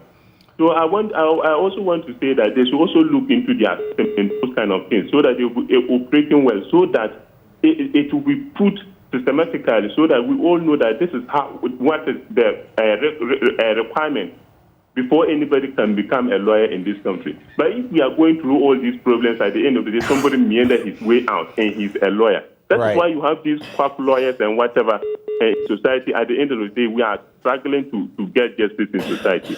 Right. Thank you. Thank you for sharing your thoughts. Let's quickly move to Kumasi now. Ernest, good morning. Good morning. Thank you for joining us. What are your thoughts, Ernest? It's very simple. My thought is that in this country, some things can... Ernest, could you speak up a little? I'm struggling to hear you, please. Okay. What I'm trying to say is that it is very hard that we are living in this country and some things are very, very not well convinced. Hello, Ernest? Yeah, hello. Yes, go ahead, please. All right. What I want to say is very simple. After 6 decades of independence in this country, and some things seems not to be well understood to people. No wonder that we have people that are rotting in prisons and rotting in remand cells for almost years. Look at this. You are going to write an exam, and you have no idea whatsoever what the score is going to be. Whether you pass, whether you fail, your fate is only determined by some few people. Do you get what I'm trying to say? Right. But if some certain things in this country are taken serious, because that is what he told us, independence for the people. We are behaving as if we are living in the 15th century, which is wrong. Let things be clear to citizens. This is our country, this is our homeland, this is where we reside, and this is where we are growing up and we want to be. Right. Thank you, Ernest, for sharing your thoughts there. If we get another, maybe a final call, I would sneak you in. If not, I would call it a wrap. But interesting, you could tell how passionate he was, and he had to be pausing to force him that point. Yeah, the bit on the legal education. So I think that we need to get some things clear here. So the concern for many people is not that, okay, for example, you cannot request a remarking for an entrance exam. I mean, a lot of schools across the world, once you don't pass, you don't pass. If you want to reapply, you can reapply. But at least you know what metrics you are. So that is the point of focus. What is my pass assessed by? Exactly. How am I assessed? So that I know, I get a fair idea of, when you take an exam and you didn't do well, you didn't do well. So, I mean, if I have a fair idea of what I'm going into. And you know where it gets interesting, just to chip in. Sometimes you sit the entrance exam, and you see a lot of people getting 49, 49, just close to. And you ask yourself, Sebio, be mafia be that? Is it just, is this real, or is just an attempt to, we have to cut the numbers. So all of you people, we're giving you 49, and you were just a shade away, but it basically means you will not make it that year. So there are issues, and we must say them without fear. I think that for a lot of the law students, current ones, I know, some of them actually they're hesitant because they don't want to be victimized. A lot of the things I was saying this morning, they'll say the same things to you in private, but they dare not say that in public. Because which is why some of us will use ourselves as scapegoats. Yes. So let's pick our last two callers and then we wrap up the show. Owusu Ansah is calling us from Kumasi. Quickly, Owusu Ansah, we don't have a lot of time, so if you can just share your thoughts with us quickly, we'll be grateful. Hello, Owusu Ansah, are you there? Yeah, I'm here. Please go ahead and share your thoughts with us. Well, I have two thoughts that I want to talk about. The first is about this law exams and the lawyers that you guys make. Okay, so don't we, can't we go and let's say take the U.S. system? Yeah, I'm here. Okay, I want to talk about two issues. Also, don't listen to me over the television. There is a delay. Listen to me on your phone and just go ahead. Okay, I'm going to turn it down. Okay. All right. So what I'm saying is that in U.S., for instance, you go to, the universities do everything. You stay home and you take your own courses, you read the books and stuff, and then go and write the exam. If you pass, then you go to the law school or whatever you guys call it. So I don't know why we can't. We have been going to the United States, our people go there and everything. Why can't they just look at those things and then bring them into Ghana and make sure that, everything becomes transparent? That's my first issue. The second one is about this Krobo issue. In the United States, what are the decisions they take? It is about the people. It's about safety. Safety first. We have kids in this global land. We have elderly in this global land. So whatever decision you take, you have to think about the people. Our problem in Ghana is about the big manism. Show people the power that we have. But I have forgotten that after a couple of years, or let's say a decade of years, you're going to be like us. So if you put off all the lights in the global land, and there are snakes, people fall down, people get injured. It's going to be another thing that they go to the hospital. They're going to buy drugs. Also, Ansah, would have to end it here, but we appreciate your time this morning. We have to pick our last caller, who is joining us from WA. Hello, Yusuf, let's hear you. Hello. Hi, please go ahead. Hello, Yusuf. Hello. Hello. Can you hear me? If you can, please go ahead and make your submission. Good morning. Good morning. Hello. Right. It appears that Yusuf may be having a challenge there. Once again, let me just repeat for those of you who may call in future, you need to listen to us on your phone. If you listen on the television, there will be a delay and would have issues with real-time response. But Benjamin, we have to end it here. Yep. Talking about the law school, the exams, so it's, I think that many people have been calling for reforms, okay? So we know right now. And reforms urgently needed. We are wading in pure absurdity. Yeah. I'll say it without. So, I mean, you know, there's the Kumasi campus of the law school, there's the Mokola, and there's the Gimpa. All right, so what I'm told happens is that even if you take an exam in Kumasi, it's brought to Accra, and it's marked. The results are published here in Accra on the notice board. When he was talking about the US system, I know people sit in their homes and they can see their results come through. So there's a case I was following up on involving a student in Kumasi who took an exam, and when the results came, her index number was not there. So she petitioned the registrar, petitioned the Independent Examination Committee, petitioned the head of the school, Lawyer Pong, and there's still not been a response. And so she had to pay and take the exam again, because she didn't know if she failed or passed. And if she leaves it hanging and she's later told that you failed, it means that you will not graduate with her class. I mean, this is problematic. You should be, how does somebody take an exam and their results do not come? And the person follows up with these 3 departments in the school, and then there is no response. What is happening? I'll tell you, everything about our legal troubling. Education has so many cracks and crevices, and only time will tell whether those up there will realize that they're actually there to serve us and make the system In today's world, you have to transport papers from Kumasi to Accra. What happens in between that? Why is that person's result not there? There's so many questions unanswered, and you need to keep following up and following up and following up, and you're still not getting a response. I don't think this is pleasant at all. You can't think far. And we need to fix it. We need to wrap up now, but thank you so much for joining the show. Benjamin and I are really grateful that you wake up every morning to be part of this show. God willing, we'll see you again tomorrow morning.